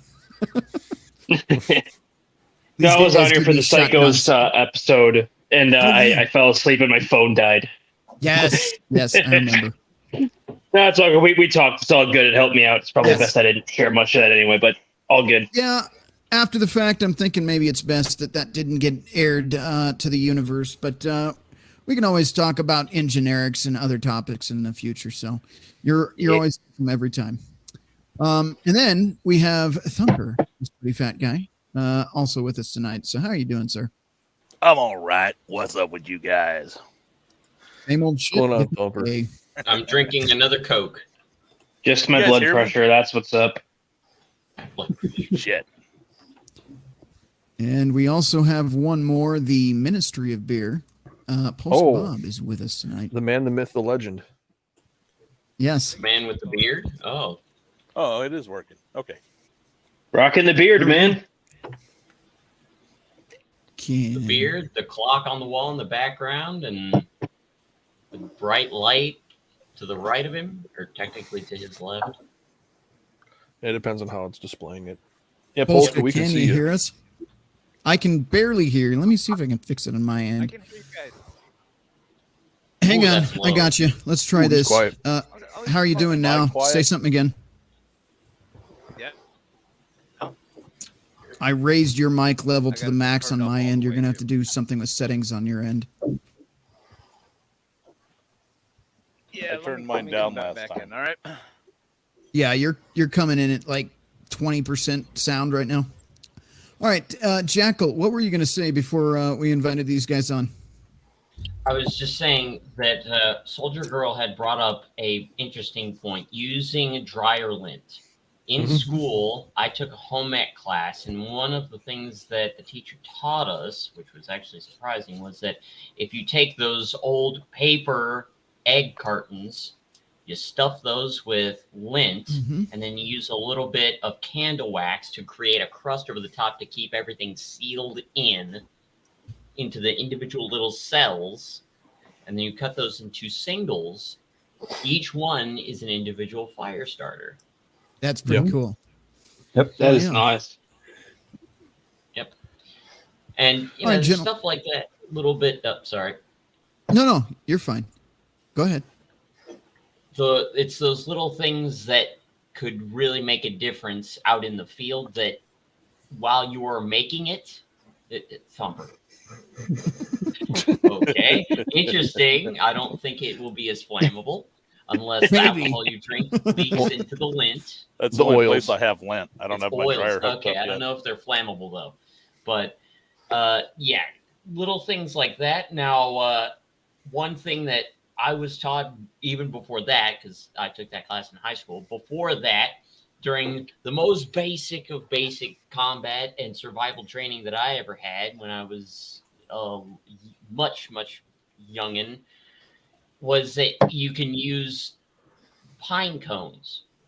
Pine cones, because of the sap, was extremely flammable, and when you get them going, it's almost like nature's napalm, because the chemical makeup of that sap, not only does it make it very crackly, which you need to be careful with, because the way I learned the hard way when throwing about 30 pounds of pine brush onto a fire all at once that was still relatively fresh,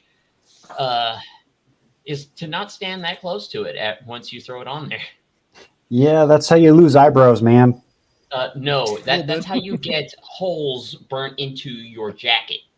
Yeah. I had nylon pants and a jacket on, and I had little droplets of boiling sap splash onto me, and it burned through my clothes, and thankfully not me.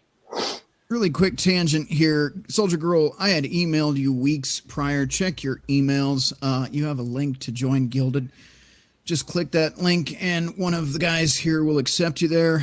Also, I'm going to give you guys my email here, the guys watching right now.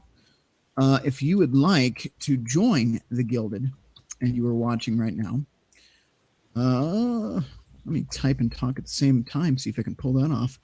Here we go. Cougar Connoisseur at AOL. It's going to come out all fun. Yeah, Cougar Connoisseur at onlyfans.com.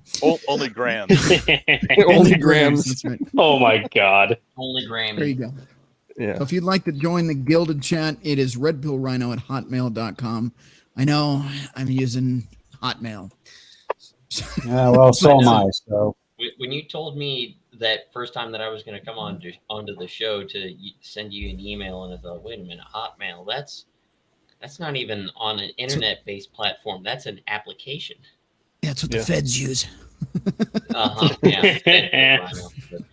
Hey, if I can play 7 Days to Die and still put together a coherent sentence talking to you guys on the side, you can type while talking on your own show. I can just barely have a coherent sentence anymore. What the fuck? I'm losing my mind. Are you Trust on me, I can know that number feeling. 2? Hey, you could be president Right. Yeah. there you go. or a senator in Pennsylvania. Right. Or Kentucky. Yes. Right. Biden Fetterman 2024. Oh my Yeah. You can explain no-brainer. that in one word. Right. Yeah. so stupid. I know Genocide and I have had many conversations on dealing with weather and inclement situations like this previously. Oh yeah. Yeah, there's a lot of things. Number one, it depends on what you're comfortable in, what your comfort level is in all these situations. So, anybody that want to ask any questions, Thumper, when it comes to engines or anything with wheels or anything, Thumper's your guy. He'll get you the answer on all that stuff. Actually, because of where I live, I'm the whole reason I got into making fuel, and then that morphed into growing food and making electricity and heating my house without burning anything. Yeah. That came because, the power's out all the time here. It went out today for 5 hours. Yeah. So I've got a generator. I've got, I need to get more solar, but this time of year, it really sucks because until about April, I don't get enough sunlight to actually use it. And but I've got months and months worth of food, and we're just, that's just the way everybody lives up here. We're used to being snowed in for 3 days to a week, right? You have enough and space up there to I just build want a to small mention that castle. we've also got Billy Von Baum straight from his hot tub. Right. What's going on, guys? Can Joining you us hear tonight me? as well. Yeah, so Billy. drop your mic in the water this time. Yeah. I'll try not to. Yes, and try not to catch any of the luau background noise. Thank you. I do not want to get reminded of Hawaii. Such a Well, I'm not hard in life, Hawaii, but Billy. hold on. Hey Siri, what's the temperature outside? Hey, Spy, what's the temperature outside? Right. 69 degrees right now. 69. Nice. How Hold did on. I know that somebody was gonna say that? Hey, Well, Siri, I'll Billy, drink to just that. to Hold on. give you a comparison here, Billy. Hold on, Jimmy. Hold on. no, it's okay. Hold on. Billy, what were you going to say? Siri, what's the temperature for tomorrow? The high temperature tomorrow will be 82 degrees Fahrenheit, and the low will be 64 degrees Fahrenheit. Oh, it's going to get to 64. Oh no. He's got the British word, the British lady. Fucking Talking right. to him and said, "Please put in my pooper belly." Billy, I'm can I just have glad some I'm more? not working tomorrow. I was going to say my shop manager called me a couple hours ago and says, "Yeah, they didn't run tonight, so we probably won't be working tomorrow too." So I guess 5-day weekend for me, winning. Well, I actually got lucky. You get a 5-day weekend, you lucky son of a bitch. I gotta work. No, Yeah, only 'cause, 4. Only 4. Well, Well, 'cause- count yeah, your 'cause they're- blessings. I'm at 6,200 days of Saturday. Oh, Jeez. Yeah. 16 So years you on the guys are DL. talking about plumbing and stuff freezing up earlier, yeah? Yeah, Yes. we mentioned it. Yeah. So I'm pretty sure Nate knows this, but I'm actually training to be a septic technician right now. Yep. So a problem that we've been seeing last year, especially now rolling over into this year because it's gotten so cold without as much snow, is that people's mound systems are actually freezing and their lift pumps are pumping nonstop and it's not pumping into the lift, so the water's not dissipating. So we have to pump them out every like 1 or 2 weeks. It's completely ridiculous because Yeah. there's not enough snow to insulate it. And it's like these systems were designed specifically to avoid freezing, and they're functioning worse than 50-year-old dry wells that have to get pumped out every 2 months. It's ridiculous. That's God because damn. they're not being put below the frost line like they should be. People Yeah. aren't putting them deep enough. Well, you can't Yep. put one below the frost line where I live. Well, no, it'd Yeah. be underwater where you are. No, Mhm. I'm above the water quite a ways. The problem is I'm only about 2 feet above sandstone bedrock. Oh, shit. Ooh, Yeah. yeah. Uh, Yeah, so everything's an above ground drain field here. Well, Yeah. you could. It would just take a little bit of time to actually break through the bedrock. Some drilling, Yeah. a little bit of ammonium nitrate, Yeah. Yeah. fun things like that. Right. Yeah. It'd just So take a little extra work. It takes quite I'll- a bit with a bobcat with one of those chisels. on it. Yeah. You know? Oh, those are fun. They'll take you decades with one of those. Decade. Yeah, I'll retract Not my the ones that we have question. up here that break up concrete, because it's shale sandstone, so it'll go through pretty quick. Okay. It's not granite. Sandstone. Okay. Yeah, it's not like the limestone and granite stuff. No. Well, limestone, you could mine that and you could start Yeah. producing your own concrete up there. Yeah, there's plenty of limestone. There's all kinds of rock and stuff. I live on a mountain range that was worn down by glaciers. Yeah. Ooh, so you can build a castle around there. And since there's limestone, The sandstone one, yeah. Yeah. Yeah. And well, as soon as it gets hot, it cracks. Yeah, Thumper, I know where you are because I have land a couple hours away from you. In the blizzard. Yeah. But you'll have to stop by next time you come up.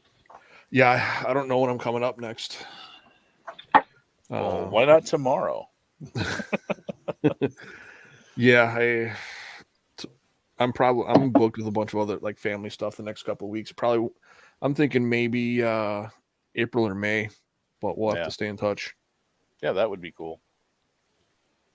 May's a good time to be here. Mosquitoes ain't out yet. Yeah, I know. That's like end of May, beginning of June when the bugs come out up there. Yeah. Oh, dude. We have a song about the mosquitoes that mated with chickens. It's called the Chiquito song. Chiquito. Yeah. Dude, the mosquitoes up there are about the size of chickens. Just about. Jesus. Well, you guys are good salesmen for the area. Sounds like murder hornet. When they spread their legs out, like the diameter of from one end of their leg to the other, or are we talking about the diameter of like their actual picture a chicken that sucks the blood out of you? Pretty much. So we're talking about an insect with a thorax the diameter of a chicken. Did you ever see the Will Ferrell movie Land of the Lost? Oh my god! Oh my god! And it sucked the blood out of Will Ferrell until he was literally pale. Hans, get the Flammenwerfer. Don't they call that don't they call that a chupacabra? No, that's like mammalian or some shit. That's something else. That's something completely different. I'm not worried about the Wendigos this time of year, but that's just me. I think I almost ran one over on Halloween when I was on call for emergencies. I thought we all knew who the Chupacabra is. I mean, Polska, that's his girl, isn't it? What, some women? Well, is it that obvious? I thought we already knew this. Well, we know Polska's girl is 90 proof Nancy. We know she won't freeze in this weather. That's the Chupacabra. That's what I'm fucking saying. Oh no, she's like got those. She's got those Nancy out of this, gentleman. No, guys, you're mixing it up. She is the head of the witch covenant near. I'm trying to think what. I think it's the. You're northern insulting one. the witches. No, I'm not. I know some. She's not far from it. Yeah, I still got to give Billy credit for the Nancy deep fake he did. How many months ago? Oh my god, that was amazing. That's hilarious. Which one? Which one? All of them. I mean, surfing Nancy was yes, all interesting. of them. Well, I mean, she was out on the beach, you know. So. Right? Yeah. She was putting those puppies out on display. Right. She's got flotation device. Yeah, I didn't need to see that, man. That was quite terrible. That was. Yeah. Yeah, my night terror demon saw the picture of Nancy out on the beach, and he says, "I'm sorry, dude. I'm gonna put in my 2 weeks notice right now." Pretty shame though, dude. He's a pretty good dude though. Now I gotta get a new. Now I gotta get a new one, and he's got to deal with my bullshit. Ooh. Right. Well, yeah. I mean, end of the year, you got to have some fun. I mean, with this weather, hearing all the people panicking about it, it's just, I just laugh at them. Yep, I just noticed a higher number of sales in some of our winter gear. We've been selling out of a lot of those Milwaukee heated jackets at my workplace. People are buying those up. I'm amused. Yeah, they're pretty popular. Although I just go and buy all the walls stuff. Their jacket, bibs. I'm good. I still have my winter gear. I mean, I haven't had to bust that stuff out in a long time because Guys, I've gotten used to cold. Come up here. What is that? It's a heated A vest. light-up well, vest? actually, Nate, I could actually probably do that because I just got approved for my insurance, so now I am officially legal to drive by myself on the road. Jackal, hang on. I'm checking out this.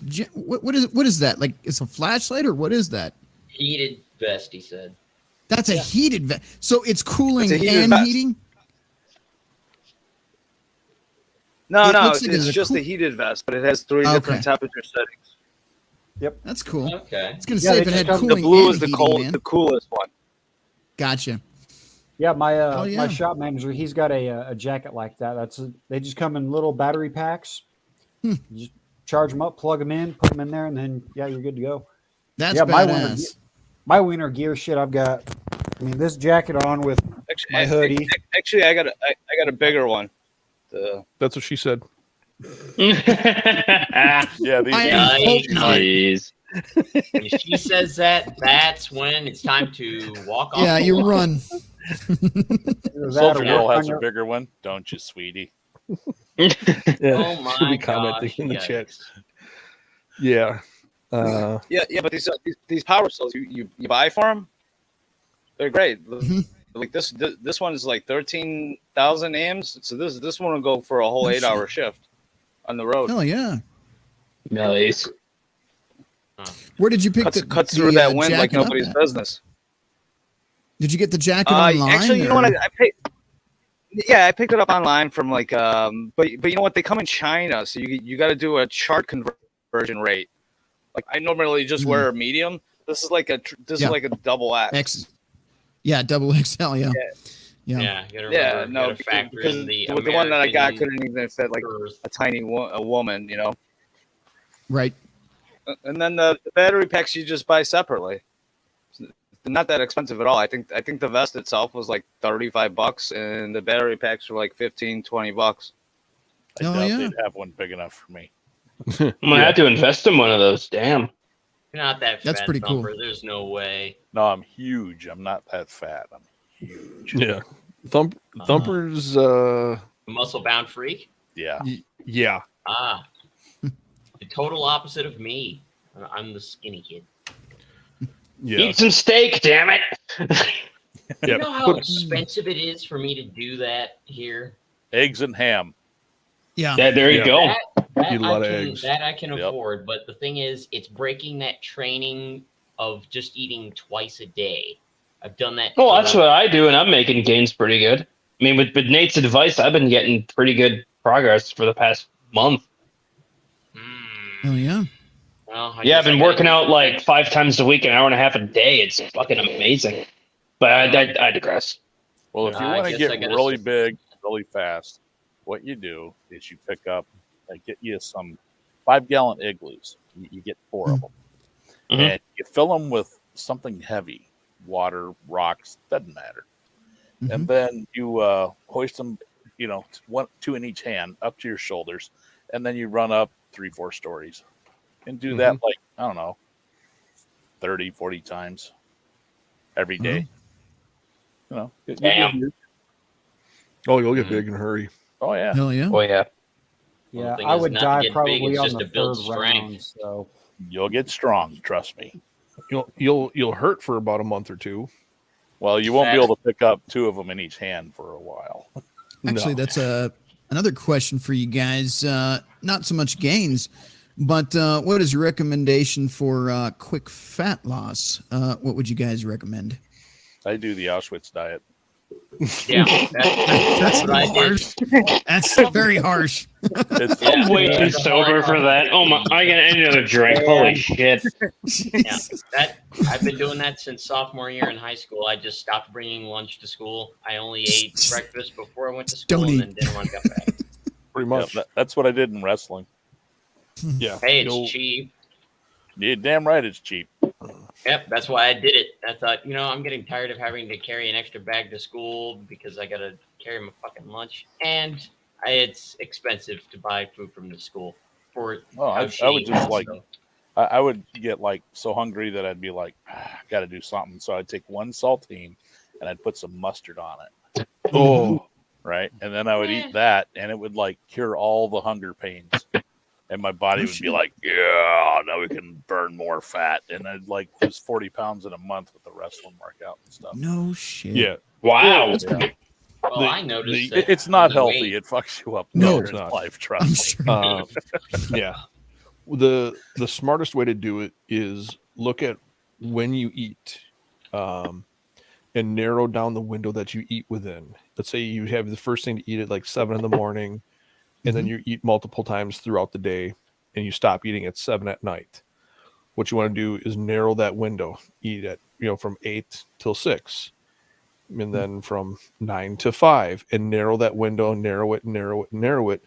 And eventually what you'll do is you'll get down to eating one meal a day and eating in like a 4-hour window and fasting the rest of it. And then what'll happen is your body's going to get used to that pattern, and then getting your brain to actually operate on burning body fat as opposed to sugar.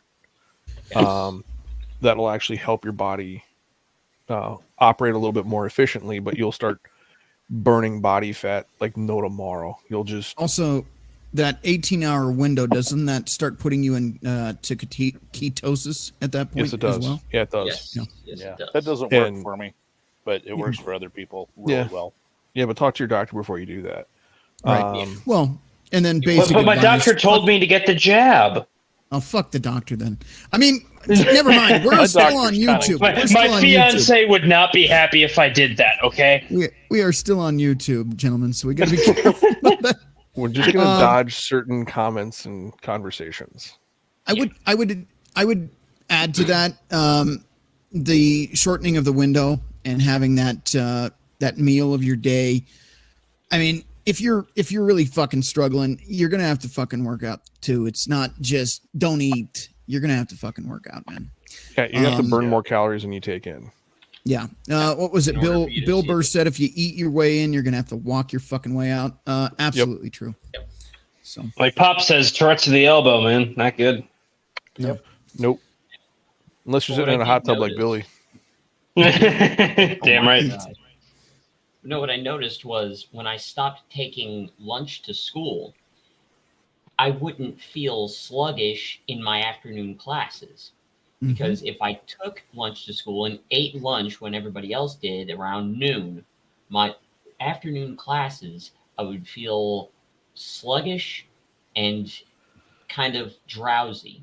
But if I didn't, it depends on what you were eating. Yeah. Yes. I Because know if you that had has- like high carbs, Yeah, you know, you're lots gonna of be sugar feeling it. and stuff like that, you're going to have a sugar crash. Yeah. Referring back to the goddamn bacon, I probably wouldn't recommend this. I mean, I'm not a fucking fitness expert or anything, but eating at night, your body's actually going to slow down your metabolism at night. I would, if you're trying to get the one meal a day, I'd try to make that breakfast. And if it were me, if I'm going to tell you what to do, which again, not the expert, but I would say do your workout and then have a decent meal. But not at night, because you're just gonna be storing that instead Unless of you burning work it. at night. Well, if you're working at night, yes, that's different. If you're sleeping during the day, that's completely different. Yeah, it's all about when you go to So, sleep. Yeah. So I have a weird predicament with that schedule based on my work schedule and when I have to pick up my fiance from work because it's winter and there's sketchy stuff going around my town nowadays. And I don't want her taking the bus right now. So I wake up at like 6:30 and I get off work at 3:30. I come home, do some housework, and I go to the gym between 7:30 and 9 p.m. I pick her up from work and I get home and I eat dinner at about 9:30. I only eat at like 2 o'clock and then at like 9:30. Yeah. Is that like all right? I mean, if it's working for you, whatever. There's no hard set schedule. You have to do certain things at certain times. What you're gonna have to focus on. I mean, if I were in that situation, let's say up at 6 o'clock in the morning, and I'm usually having dinner at 9 o'clock at night, I probably wouldn't eat anything in the morning, I'd probably just have coffee and water. You know, I've given up caffeine. I don't eat anything in the morning. I just chug water until like 2-3 o'clock in the afternoon. Yeah. That gets you. That's exactly what I would be doing for myself if I wanted to do that. All right. And that's if you the hard part most people have is narrowing that time window down to about 4 to 6 hours. This is actually interesting. This is coming from somebody I know him in IRL, if you will. He recommended workout, eat dinner at least 3 hours before bed, which is true. I would agree with that. But he is actually, I don't know what his technical definition is, but he's like a physical trainer or something like that. Anyway, he says, or eat a healthy dinner and work out. This will cause your body to use that food for energy instead of storing it as energy while you sleep. So that is good advice. And actually, I was doing that through the summer. The problem is I lost the weight. I actually took his advice, and I lost quite a bit of weight. The issue is if you get lazy for a second and then you get back into your habits, actually this being one of my worst, it all comes right back, and it comes back worse than it did before you were getting rid of it. So once you start doing this, until you've gotten to where you want to be, whatever your goal is weight-wise, you've got to stick to it. And what's important is once you've gotten to your goal, it's to maintain that weight, right? But to do that, you're going to have to stay on a certain calorie intake a day. You can't just be pigging out and eating pizza. Oh, I got down to my weight goal. Now I'm going to have beer and pizza every day. That's going to fuck you up. So once you lose the weight, then it's keeping off the weight. So, but yeah, I don't think, actually, I do think he has a channel. I don't know if he talks about that stuff on his channel. He should. But this gentleman here is awesome. He's actually helped me quite a bit. I'm slacking. I'm getting back into it myself. But what he told me to do, high intensity training as well. Yep. That worked wonders. So one meal a day is what I was doing. I was doing basically, and this is whatever you want to do. You can cut out carbs completely, but I was doing the chicken, rice, and vegetables thing. I'd swap out. Sometimes I do fish. Sometimes I do steak. But that would actually be my meal for the day. I'd have that after a workout, and then I'd carry on my day. And I think I lost like 15 pounds in a few months there, just doing that and doing the workouts. It's pretty good. So nice. 15 pounds in a week. Well, 15 pounds in a week, yes, but that's the mustard and cracker routine. No. I'd lose a lot more than that if I do the Auschwitz diet. Now, so how did you do the 15 in a week? Well, I live in the woods and I do almost everything by hand. So it'll do it. Yeah, when once the snow's gone, I'm active, even with my busted up knees and other joints. You're burning 9,000 to 10,000 calories in a day. Yeah. Yeah. The hardest thing for me, and it sucks, is I'm in the car. I drive 200 miles a day. I walk 10 steps in a door, 10 steps out. And that's my route. I have it's several stops, but it's right at the front door. You walk in, you walk out. So there's no activity throughout the day. So I have to do something extra because I'm not burning calories driving a fucking car all day. So do you want to hear what the ladies are doing on TikTok with the weight loss? Yes. Purge. Oh, So, yeah. No, actually, Are we going to have to say this for a Sunday stream, Billy? No, I mean, we can cover it now. So they're going to their doctor and having the doctor prescribe them like a diabetes medication that's called Ozempic. Oh, yeah. What? Yeah. Ozempic. Yeah. Are you? I see commercials for that all the time. Yeah, and those things cost like $1,600 a month or something to that neighborhood.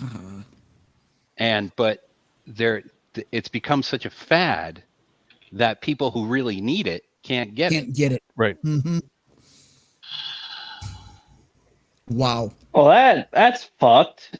I mean, that's fucked. Well, remember, we're talking about possibly some of the most entitled, selfish, narcissistic, and very bitchy members of our species. So this is not surprising to me. And we live in a world where that's rewarded. So Well, again, it's all about instant Jackal gratification. Why the rules the fuck world. work for anything when you can just take a fucking pill and solve your problems? Or have I'm it not. given I'm to not you. really surprised. Say that again. Or have it given to you. Yeah. Why go out and earn something when you can just be like, give me dads? Instant gratification that you're just going to neglect whatever you get anyways. Anybody notice that when somebody gives you something, you either misuse it or you just you put it away down in the basement somewhere and it just collects dust and you never really value it that much compared to something that you actually busted your ass to get because you really wanted it. That you take care of it, you cherish it, and you always use it. Anybody else notice that? Yep. These Gee, people now- will never understand that because they live in the instant gratification thing. Continue on, Jimmy. I was going to say we can connect some dots here to some recent stories about certain things if you've been keeping an eye on things and whatnot about what's going on. But let's just say we have a certain someone from a certain country over here, and he's being lauded as pretty much, I wouldn't say the same level as Jesus, but pretty close.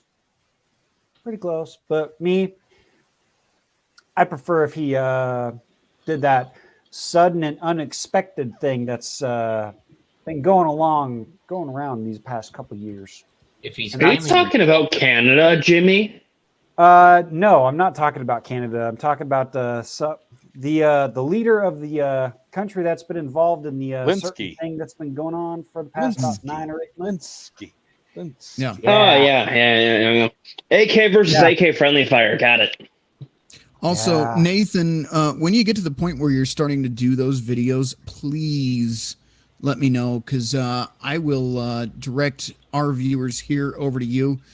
For those of you that are interested in diet, exercise, and getting in shape for the apocalypse that's coming to a city near you, especially if you're living in a big city because they're all blue. Being able to outrun the fat guy next to you is definitely an advantage. So, Nate, when you start putting up those videos, please let me know because I'd love to see them, and I think they'd be beneficial to several of the viewers here.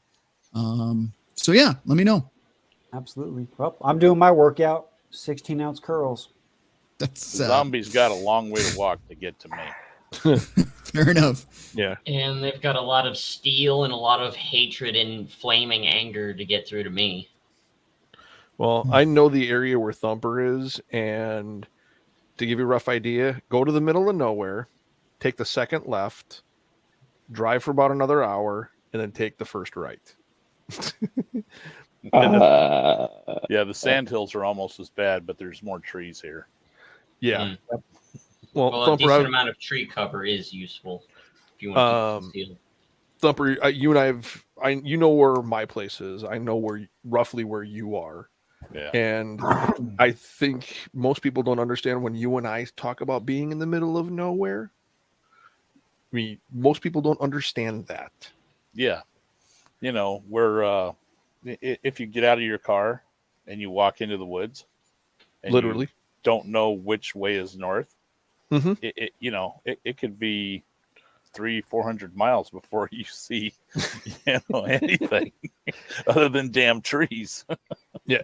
Put it this way, Jimmy, the areas that Thumper and I are talking about are probably about as populated as the Yellowstone Caldera area or an hour east of Rock Springs, Wyoming. 15 people per square mile is high. That's a party, dude. I'm telling you. I would take that. That's a township. My township is 20 miles long and 600 people live in it. Yeah. Yeah, where we got land, I think in the county, there might be, I think 700 people in the county. Yeah. The closest town was on one of those smallest towns in the United States where everybody knows everybody, because there's only like 40 some people in town. Oh, my hometown in Nebraska had one sign out on Highway 34, and the name of the town was on both sides of the sign. Right. Hey, don't worry, guys, because Biden's going to start shipping you up to some of them illegals. Yeah. They don't want to live up here. It's too damn cold. They're used to the warm. They're not gonna like being in the cold. It's too damn Mr. cold, Thumper, and they can can't I make clean any your money. house, Mr. Thumper? They can't make any money here. Nobody has money. There's no. Yeah. There's You the see only them thing come they up, would be do roofing once in a while, and then they do like one house, and you never see them again because they're like, nobody has money here. Yeah. Yeah. Most of those small towns, and when I say the small towns, I mean your grocery store is your hardware store and your pharmacy. And the post office and the bar. Yeah. And the bar? Wow. Yes. Been through a few of those. There is one strip club in the entire Upper Peninsula. The funny thing is the well, that's fine. The strip club is also the doctor's the town office. that my dad lives in. It's The in a town that my You dad can lives get in. the bump and grind at the same time. You can get the smoke and poke or folk poke at the same place. Yikes! Jimmy, what were you saying? The town that my dad lives in, the town that I actually graduated high school in, that my graduating class was a whole 33 people. The grocery store. Mine was 32, and it took 7 towns to get that many. Jeez. Damn. Yeah, the grocery store, the gas station, the post office, the library, the bar, and the cop shop are all within walking distance. Yeah. Nice. Yeah, we got land. The area is so small, it takes 4 separate counties for the school to put together an 8-man football team. Yeah. That's like South Central Nebraska. Yeah. We couldn't get enough. There weren't enough kids in my school, just in the relative classes that they could draw from for football team to have our own football team. We actually had our players go and play for another school. Yeah. Well, this county where I go, I think last year they only had 11 graduating students. Wow. Damn. All right. And that's not due to general stupidity? No. Or just lack of numbers? Just not that many kids there. There's just no kids there. All right. I mean, put it this way. The county sheriff is the county sheriff's brother is the city engineer. Their father is the mayor. It's literally like one family runs everything in town. Because it's just that small of a town. Because literally it's just that small. All right. By the way, I wanted to give a shout out really quick to our number 488, Soldier Girl's brother there, for a $50 donation last week. Thank you so much for that. We appreciate it. Glad you are still sucking air, man. We are glad to have you here. So if you are watching tonight or in the future, we are absolutely ecstatic that you chose to keep your meat suit intact, sir. And thank you for the donation so much. And get your sister to either email me or Rhino so we can get you guys in the Gilded too, because absolutely you guys are always more than welcome there. Mm-hmm. For more of Jimmy's waffling. He's got his own section in there, but then again, fucking Billy's got his own eye bleach section in Gilded as well, which I look at reluctantly. I look at that when I laugh. I'm glad I turned on the notifications for it. To tell you the truth. Rhino looks at it reluctantly. I look at it religiously. Religiously, okay. I got to admit though, there's good shit in there. The ones he put up the other night were hilarious, or the other morning. What is this here? Sweaty Well, fat guy. that's where I live, essentially. Going Do back you want to me to that keep that subject of the backstage? population. No, you can like show it. I mean, I'm not gonna like Okay. do anything naughty or anything. Okay, Billy. Now I'm But- curious. I'm gonna check.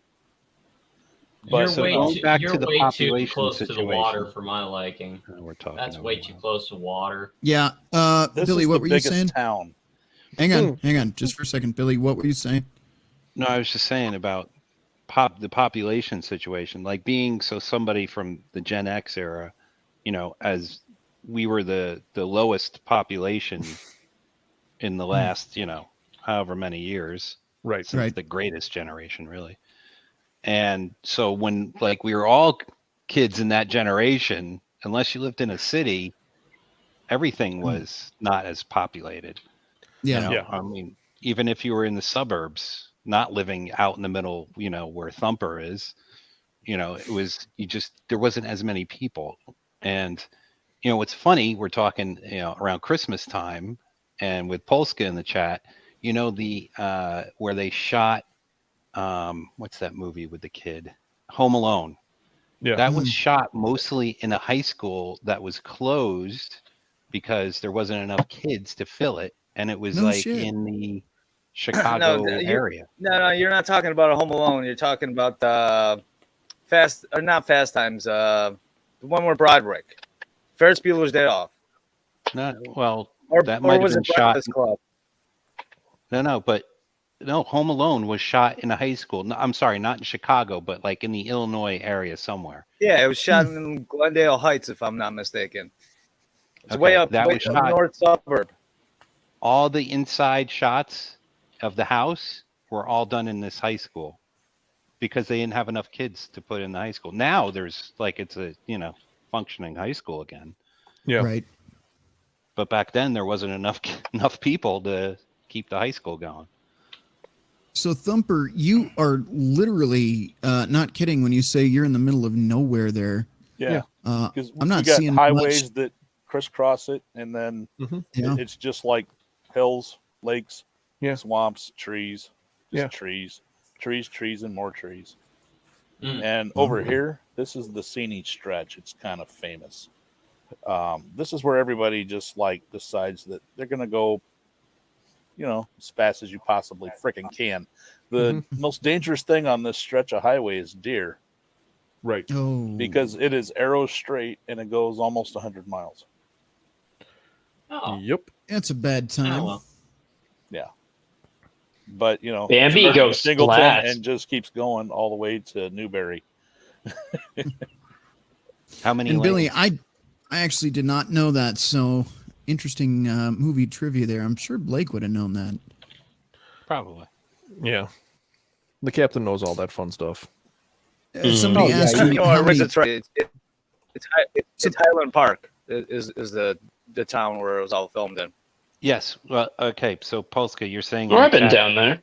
that the house, yes. So the exterior of the house, yes, obviously, but all the scenes of inside the house was actually Well, that was built in the high school. inside the high school. Okay, inside the high school. Okay, I get what you're saying now. But who's the guy who wrote all the Breakfast Club and Pretty in John Pink and Hughes? stuff like that? What's that? John Hughes, right? Yeah, because he was from that area, and all those movies were all shot right there in Highland Park. Yeah. Well, I think that high school was the same for the Breakfast Club and Yeah. whatnot. It might have been the same one from Ferris Bueller's Day Off too. I think. I think I'm it not was sure. too. Could be. Yeah. But everybody We asks are how way close off I in the am to weeds from Detroit. winter. Holy shit. No. We are definitely way off in the weeds. But this is the second half of the show. No, what are you talking about? What are you talking about, Billy? It's a Christmas Home Alone's movie. a Christmas movie. Right. It's Technically, true. Yeah. Winter. We might as well So be is talking about Child's Die Hard. Play and Die Hard. Yeah. And all those booby traps he set kept him alive. So there you go. Right. That is winter can also professionals do right there. Jeez.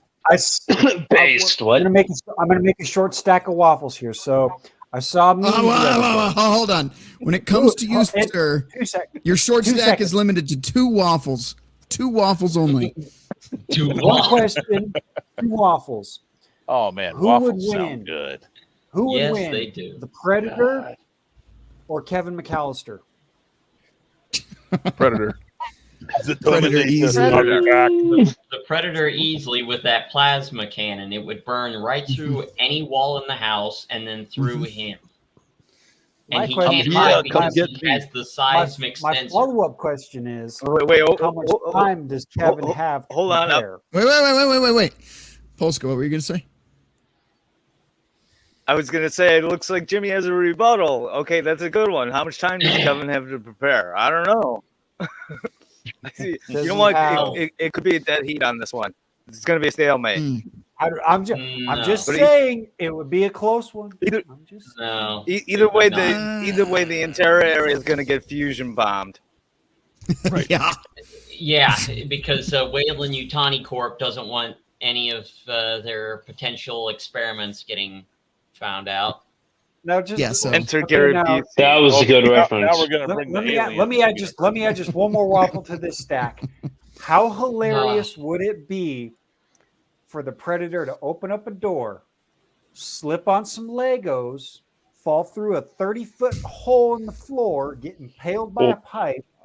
He can't move, so he implements his self-destruct mechanism, and then you just see Kevin McAllister walking down the street, and the whole entire building explodes. You know what? Jimmy,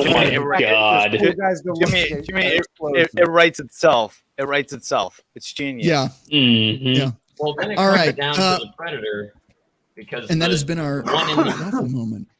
Yeah, the waffle moment. Because here's trying to think, it was Requiem. The actual detonation was actually comparable to a nuclear bomb, so he would have to run quite a ways. No. Because if you put him down a deep enough hole and you reinforce it, then you're directing the blast. Crusader, yeah, it'd be I'm like trying. a shaped charge. You'd be directing it more up than out. Because they have weapons like that where they have a tube and they can take out a what? Kevin would be smart enough to have the cement truck back in there and dump a bunch of cement down there as the Predator was falling. Would devise some kind of Rube Goldberg mechanism to dump about 500 pounds or more of concrete on the Predator. All right. And that is the end of the waffling. In the chat, though, I'm going to ask you a question. It is a 1 for yes and a 2 for no. And guys on the panel, you don't get to answer this. This is for the chat only. Is Die Hard a Christmas movie? 1, yes. 2 in the chat is no. Please provide your answers below. And 3 does not count, nor do any other numbers or letters. So and fuck the number off. of counting shall be 3. Does Child's Play count as a Christmas movie?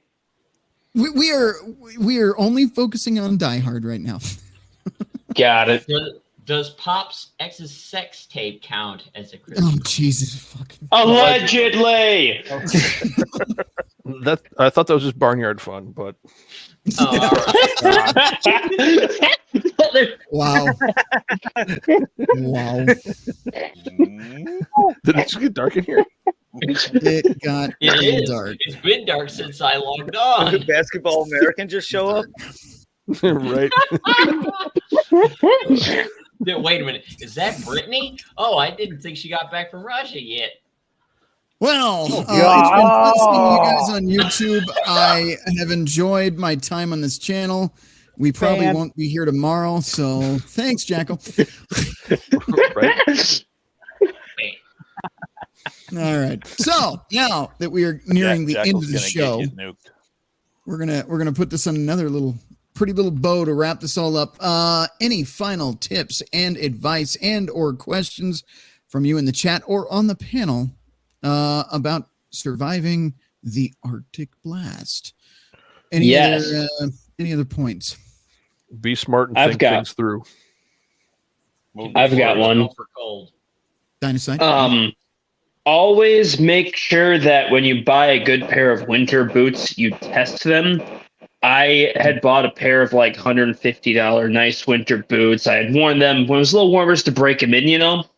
Within the first 5 hours of like a heavy wet snowfall, they were soaked through and I damn near got fucking trench foot. Oh, I then bought a $100 pair of muck boots, and they are yet to soak through or even leave me cold without even any other additional insulation. Yeah, I So was make gonna sure you say muck and make sure you red field test your shit, especially your gloves and your boots, because Muck- cold That's starts and the basically- extermination works its way in. All That's I wear basically is Red bottom Wing, line. and mucks are awesome. That's basically bottom line for anything.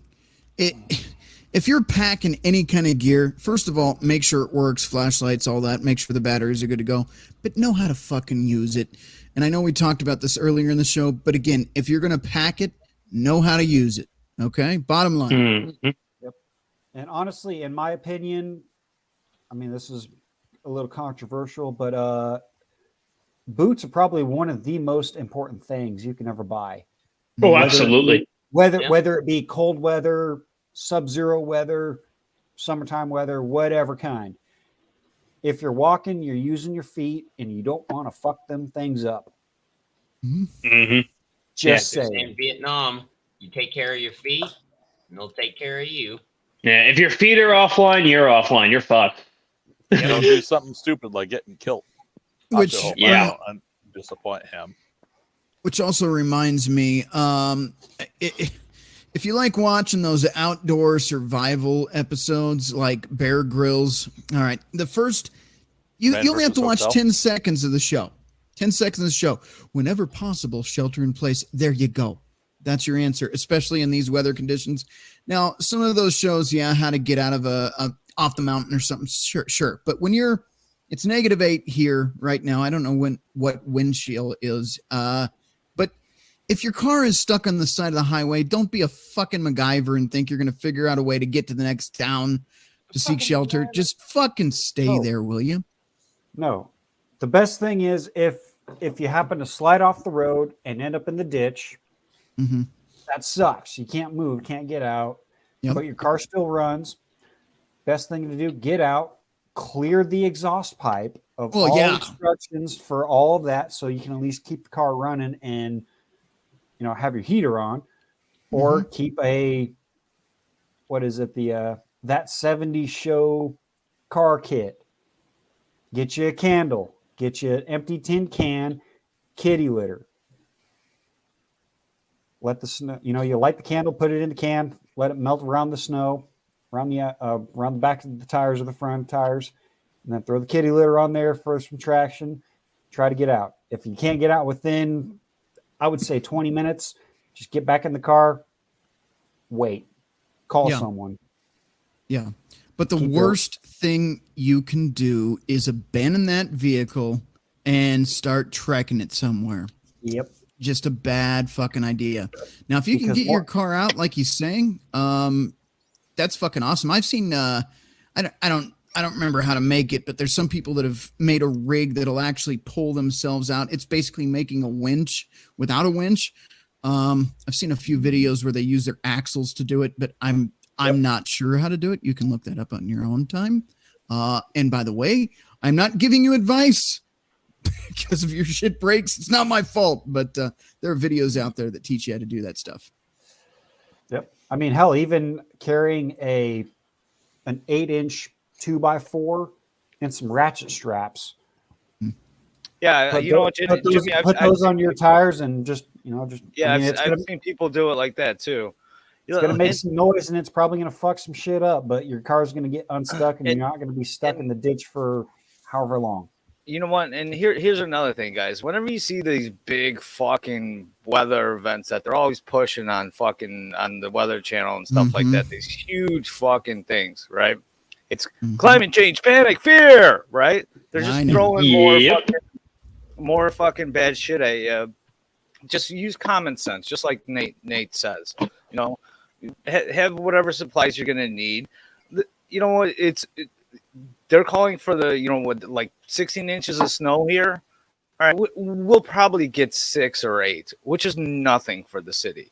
But granted, you're not gonna be able to see fucking a half a block in front of you when you're driving around because the wind's gonna be blowing shit so fast. But we're not gonna get that much snow. It's not gonna be as bad as they're talking about. So don't let them, climate change, panic, fear you, like Big Angry Phil says.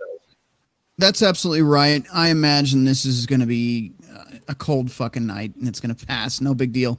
But this is good information to prepare now for when they don't tell you and an actual blizzard comes through That way you're not caught off guard because that shit happens. You don't want after Saturday once it gets back up to from the single digits with the below wind chills and it's 10-15 degrees outside, everybody around here is going to be walking around with shorts in the park on. Yeah. You get acclimated to that stuff super quick. Yes, I've even worn a jacket the past 4 days. Yeah. I think I'm going to make some winter driving videos because if you're going in the ditch just because it's a little snowy out. Yeah. Well, there's that. Yes. You need more driving lessons. Look, here's the thing. I spend a lot of time on that big highway that goes north and south, and the stupidity I see every day on that road. I don't go a day without seeing a serious accident for some stupid reason that shouldn't have happened. So, yes, driving videos might actually be a good thing, especially for winter conditions, because most of these people don't know how to fucking drive. I can show winter conditions that will make people go, "What the hell were you doing driving?" And I'm like, "This is everyday stuff here." Right. Yeah. They'll make for good shorts there. When I took the driver's exam, it wasn't even 15 minutes on the road.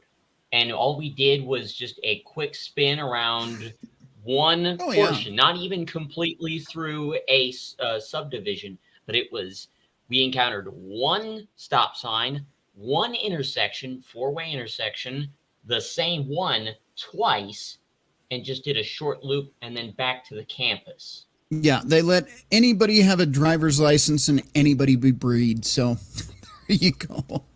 Yeah. So if that is what qualifies as a driver's exam, yeah, you could see why these people are going to get so flustered so easily facing just rain. I don't know what you guys have out in the viewers, what you guys have out there in your neck of the woods, but we have a thing called Master Drive out here. They do like the typical student driver shit, but you actually can enroll for whatever reason in driving courses for hazardous conditions, and you learn the slalom techniques, dodging deers, shit like that. You learn to drive on ice, all sorts of shit. So I don't know what it is now. I took it fucking years and years ago. It was like $50 for the class. But they teach you shit, and they teach you what the limits before a rollover are. They make you do it with your own car. They put the guy in the seat next to you, say, go as fast as you can, do these cones. Don't slow down or stop unless I tell you to. And they'll run you through all the courses and tell you how to actually use your car in an emergency without fucking killing yourself or somebody around you. So if you guys have driving classes wherever you are, take them. I mean, they're not expensive. You spend a couple days, maybe a couple weeks, and you learn some shit. So never bad to know.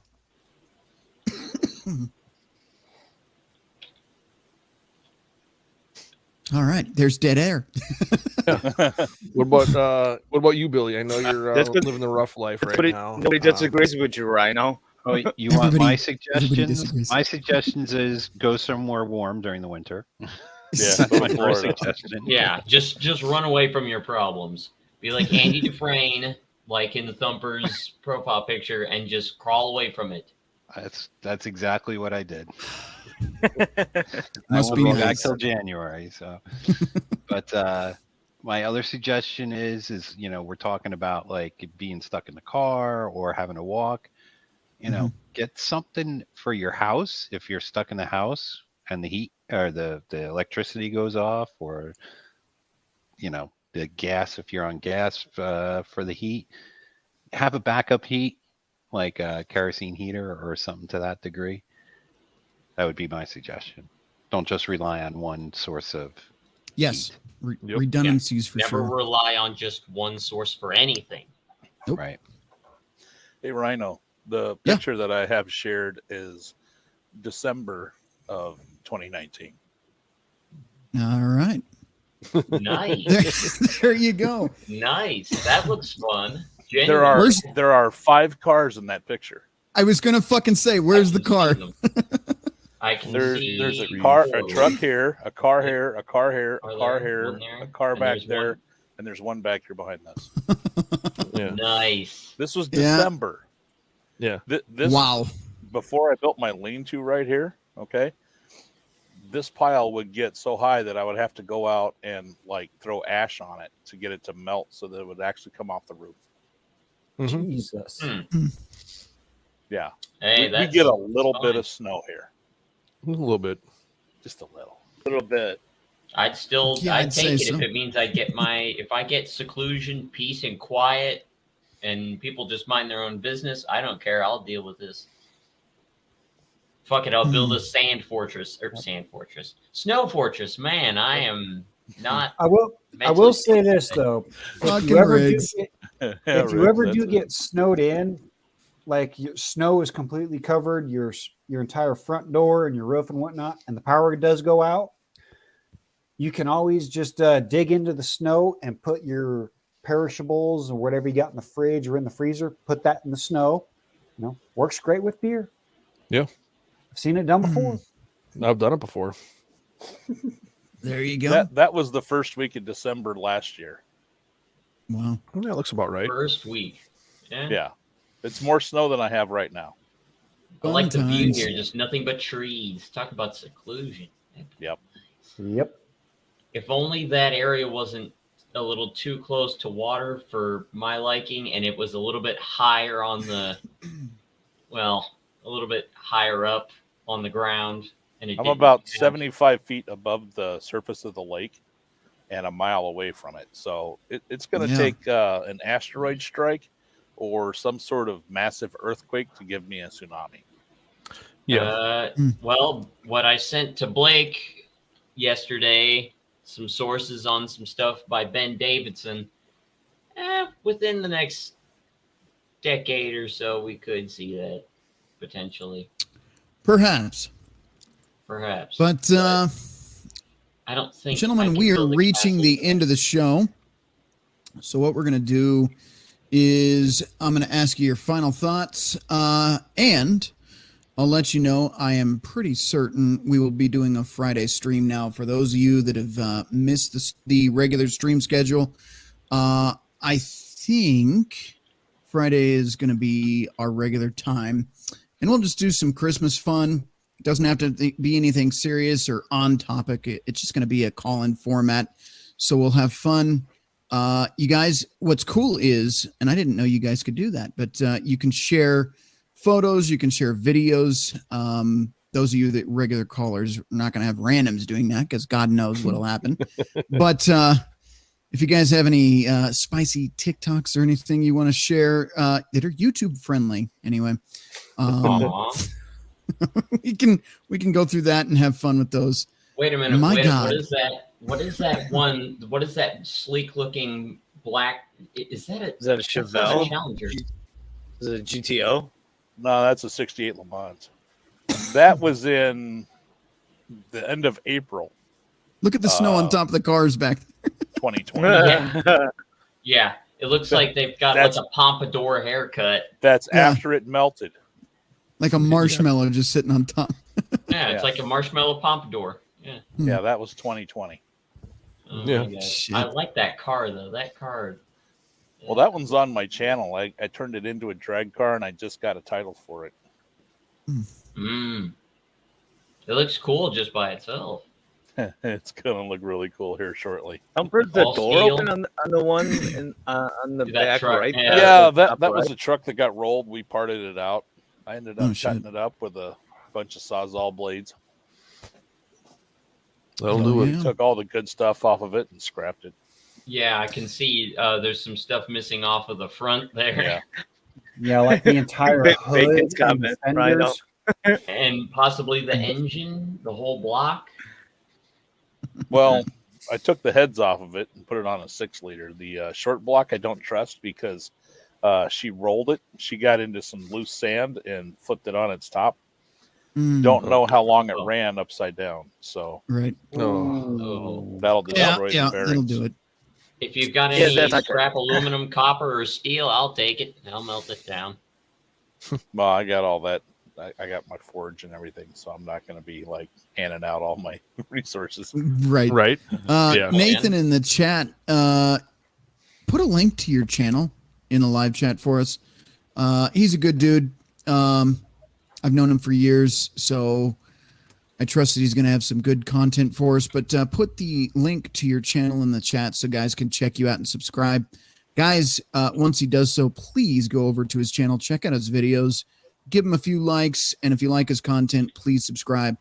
Like I said, he's a good dude. I've known him for feels like half my fucking life now. So right on, man. Look forward to seeing that content. I'm already sub. There you go. Oh yeah, you can just click his name. Fuck, what am I doing? You can just click his name. Okay, so guys, do that. Click his name. Go subscribe. Give him some love. Because I know he just started his YouTube, so I don't know how many subscribers he has. But if you guys like this content, I'm sure you'll like his too, because he's awesome. So I think I was just his first one. There you go. All right. I should have been subscribed. So let's see. I'll have to go check that out. I think he has an alternate channel name though. I think this might be his personal account.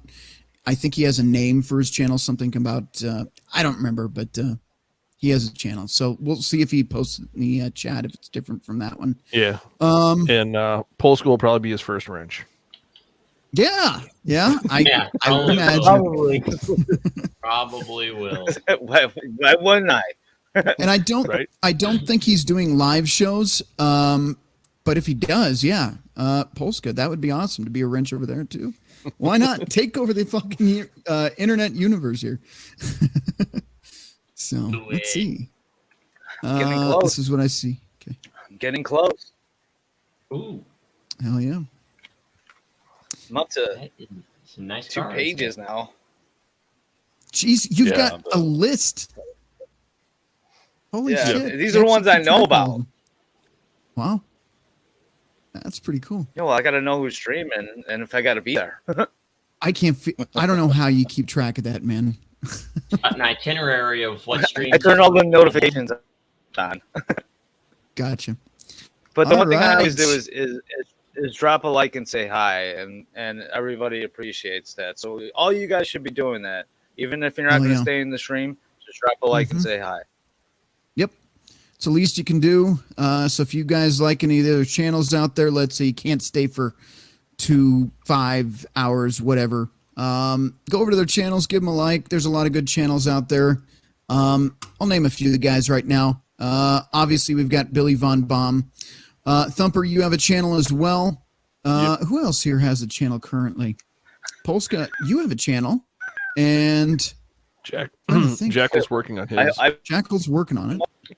My YouTube one is live up, too, as well as my Odyssey. My Odyssey one is up, and I just recently got my Rumble up. I just had to verify my email. There you go. So once you have content up, let us know, and I'll get you some subscribers over there as well. There we go. That's what we need to know. Nathan Lucart, my channel is called What's Up Colorado. I don't have any real content yet. So go check out What's Up Colorado. That is his channel. Go subscribe there. Give him all the likes and subscribes we can get him tonight. All right. Polska, if you're going live after this, post a link to your channel in the stream for us, and I'll have guys follow you over there. In the meantime, we're going to probably close it up, do final thoughts here, and I'm going to wrap the show for tonight. We'll do the after party as usual, although I probably won't be on long, so we'll do the outro for you guys. If you want to stick around bullshit after the show's over, you're more than welcome to. So you're going to see the outro. It'll go black for like 20 seconds, and then it'll be good to go. And I'll come back on and let you know as well. Quick question to Nate. Yeah. What do you use for his channel? Because I'm seeing a couple here. I don't have a channel. Is it? You're talking about profile picture? No, you're talking about Lucart. Yeah. Yeah, I'm talking about Nate. What's Up Colorado? Let me see if I can throw that.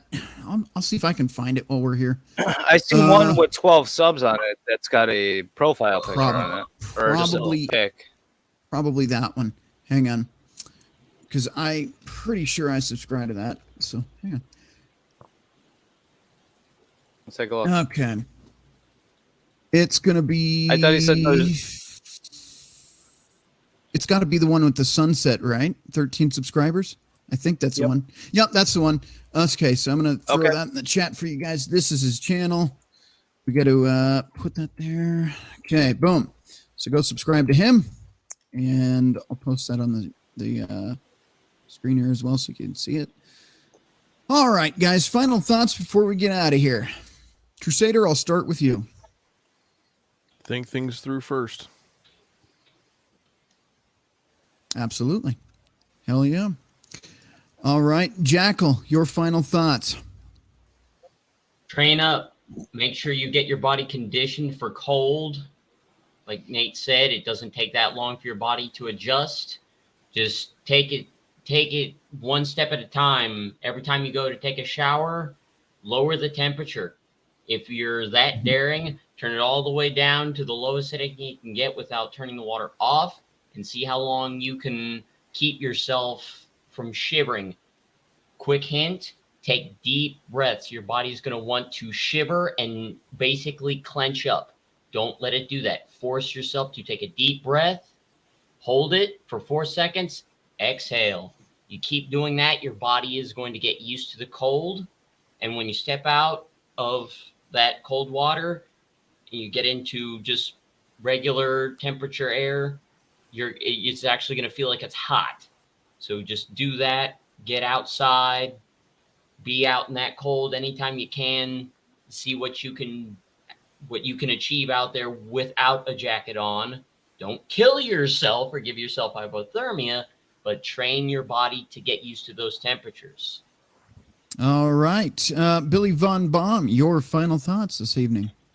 That sounds miserable, Jackal. I've been trained to do that Billy's, since I was 10 years Billy's old. advice, move south and get a hot tub. The hot tub is calling my name. So I wish you all a good night, and I will probably see you on Friday. All right. Sounds good. All right. Glad to see you here. Later, Billy. All right. Thumper, your final thoughts for this evening. If you find yourself driving down a highway and there's packed snow on it, the thing you do not want to do is stamp on your brakes. You push them lightly and gently, and you pulse them to slow down. Yep. Because if you just reef on it, then your wheels lock up and you're a passenger making suggestions. Bobsled, yes. Yeah, Making bobsled. suggestions, I like that. Yep. You're just along for the ride at that point. Yep. And life is too short to drive boring shit. There you go. All right. So you're telling me to have my midlife crisis and buy a sports car. Is that what you're trying to say? No, build a muscle car like I do. All right. Fair enough. Get a rusty heap of shit and rebuild it. You got any rusty heaps to sell? Let me know. I'm kind of bunch. missing my old rusty heap. So, all right. If it happens to be a cougar, I only have one cougar and I'm not selling. I know. But if you I find have a another Mustang. Ooh, how much for that? 84 Same 4i frame. convertible. What year? 84 convertible. 84. Is that it's not a Fox body. Yeah, it's a Fox. Oh, 79 to 94, 93. Okay. Is Fox body. We'll talk. All right. Yeah. Billy, I need my first car. I already said, Billy. God damn it. It's because of your Bimmy Jones bullshit. Fuck you. Jimmy Bones, your final thoughts for this evening. Stay warm, stay alert, keep the beer cold, keep the gunpowder dry, and don't be a moron. Solid advice. Simple. Life is hard. It's harder when you're stupid. Yes. It's harder right. when you're dumb. And finally, Polska Bob, your final thoughts for this evening. Guys, don't fall into the bullshit. Okay, this is just a winter storm that all of us have been through, probably our entire lifetimes. Okay, just don't do anything stupid. All right. And if you're driving out there like I'm going to be, stay on the main roads. All right, we got plenty of plows out there. All right, and don't drive down the side streets for at least till like April. Yeah, I can agree to that. I got to use four-wheel drive just to get out of my side street to turn onto another side street to turn on the main street to get my ass to work. I got to use four-wheel drive to get around my driveway. Sounds fun. All right, gentlemen, it has been fun. I'm going to put you guys. And like I said, by Sunday we'll all be wearing shorts and parkas. All right, it'll be 20 degrees outside, and we'll crave ice cream. Yeah. All right, guys. I'm going to throw you backstage. We're going to get out of here. Thank you, everyone that watched till the end tonight. Thank you if you're watching in the future as well. We appreciate you. Again, I'm going to do my final. How do I get him off the screen? He's fucking stuck. All right, there we go. Oh, shit. Now they're all back. What have I done? All right, here we go. I'm pressing the wrong fucking buttons. There. Now I'm pressing the right buttons. God damn it. All right, these guys are fun, but I'm trying to get out of here. Okay, so what was I saying? Fuck, now I don't even know what I'm saying. God damn it, it's been a long day. Okay, it's been fun. Thank you guys for watching. I appreciate you. We will see you Friday. Polska is doing a late night show. I think he threw the link up for that, so go check out Polska Bob's. It's usually like one of his last thoughts or something like that videos. Go check that out. Have fun. Enjoy, be safe. If I don't see you Friday, Merry Christmas or whatever holiday you prefer to celebrate, because I know not all of you do Christmas, but whatever you do, have fun. Don't do anything stupid. Don't get drunk and drive. Don't do none of that dumb shit. But if you don't have family, just do your best to get through it, because I know this is a hard time of year and a lot of people struggle. So if you need to reach out, again, I'm more than happy to talk to you. RedPillRhino@hotmail.com. So if you're alone this holiday season and you just need somebody to talk to, email me and maybe we can chat or something. I can get, you can give me a call or something. So, all right, gentlemen and ladies that are watching, we will catch you hopefully Friday. And like I said, go check out Polska Bob's show if he does one tonight. I'm thinking he will. I'm going to go backstage with these guys and we will catch you next time to do a fun call-in show for Christmas. We'll have a lot of fun. All right, guys, I'm going to see you later. It's been fun. And until then.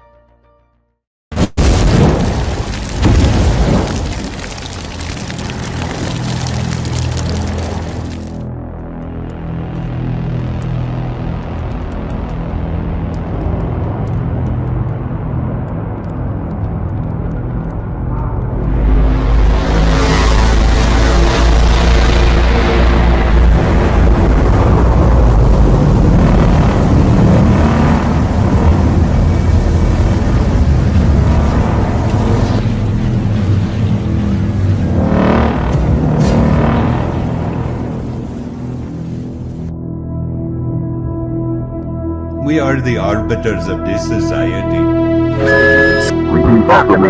As a good citizen, we must maintain a neutral carbon footprint. Repeat after me. We must eat the bugs. Repeat after me. We must eat the bugs. This is a world that we create and manage. The people, they need to be controlled. We will give them truths, but only our truths. They are not to seek information anywhere else. It is my job to keep order. So what you saw didn't happen.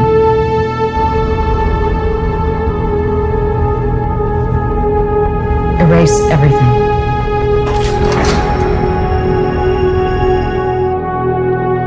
You a grunt? I used to be one, and I was good at it. I know. Things were simpler then. I have some questions. You need to understand, we're being hunted. By who?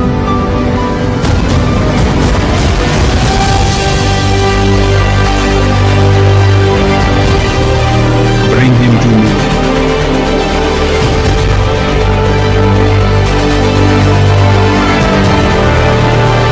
This breaks the world.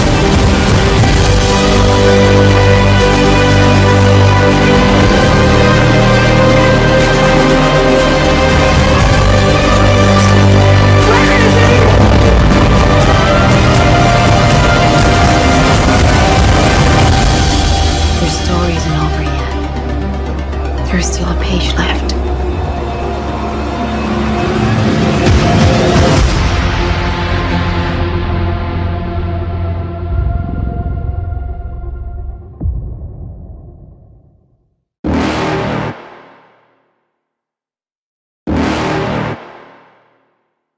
You're never gonna make it, you're not good enough. There's a million other people with the same stuff. You really think you're different? Man, you must be kidding. Think you're gonna hit it, but you just don't get it. It's impossible, it's not probable, you're irresponsible. Too many obstacles, you gotta stop it, yo. You gotta take it slow, you can't be a pro. Don't waste your time no more. Who the fuck are you to tell me what to do? I don't give a damn if you say you disapprove. I'm gonna make my move, I'm gonna make it soon. And I'll do it cause it's what I wanna fucking do. Cause all these opinions and all these positions, they come in millions, they blocking your vision. But no, you can't listen, that shit is all fiction. Cause you hold the power as long as you're dreaming. There's no way that you make it. And maybe you could fake it, but you're never gonna make it. Are you just gonna take that? Make them take it all back. Don't tell me you believe that. Are you just gonna take that? Or will you fucking fight back?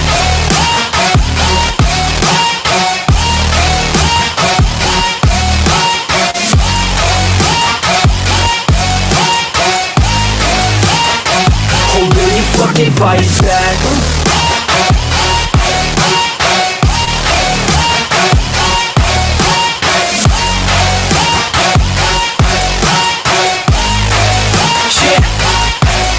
You ain't gonna make it, you ain't never ever gonna break it. You can never beat them and they're better than you face it. Thinking that they give a damn, you're not thinking straight, kid. No, they don't give a damn, you got what I'm saying? I'm not fucking playing, I'll give it to you straight, man. There's too many others and you're not that great, man. Stop what you're saying, stop what you're making. Everybody here knows that you just faking. Nah, I don't wanna hear it anymore, I don't wanna hear it anymore. All these fucking thoughts, they are not what I need anymore. I'm about to shut the motherfucking door on all you poor ass haters with your heads in the clouds, talking out loud so proud. You better shut your goddamn mouth before I do more speak out. It's about to head south. You're never gonna make it.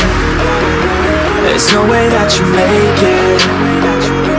And maybe you could fake it, but you're never gonna make it.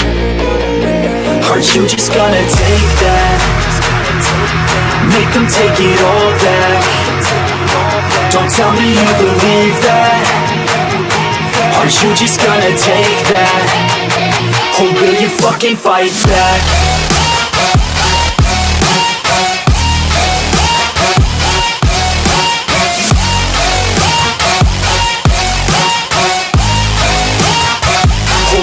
Fucking fight back.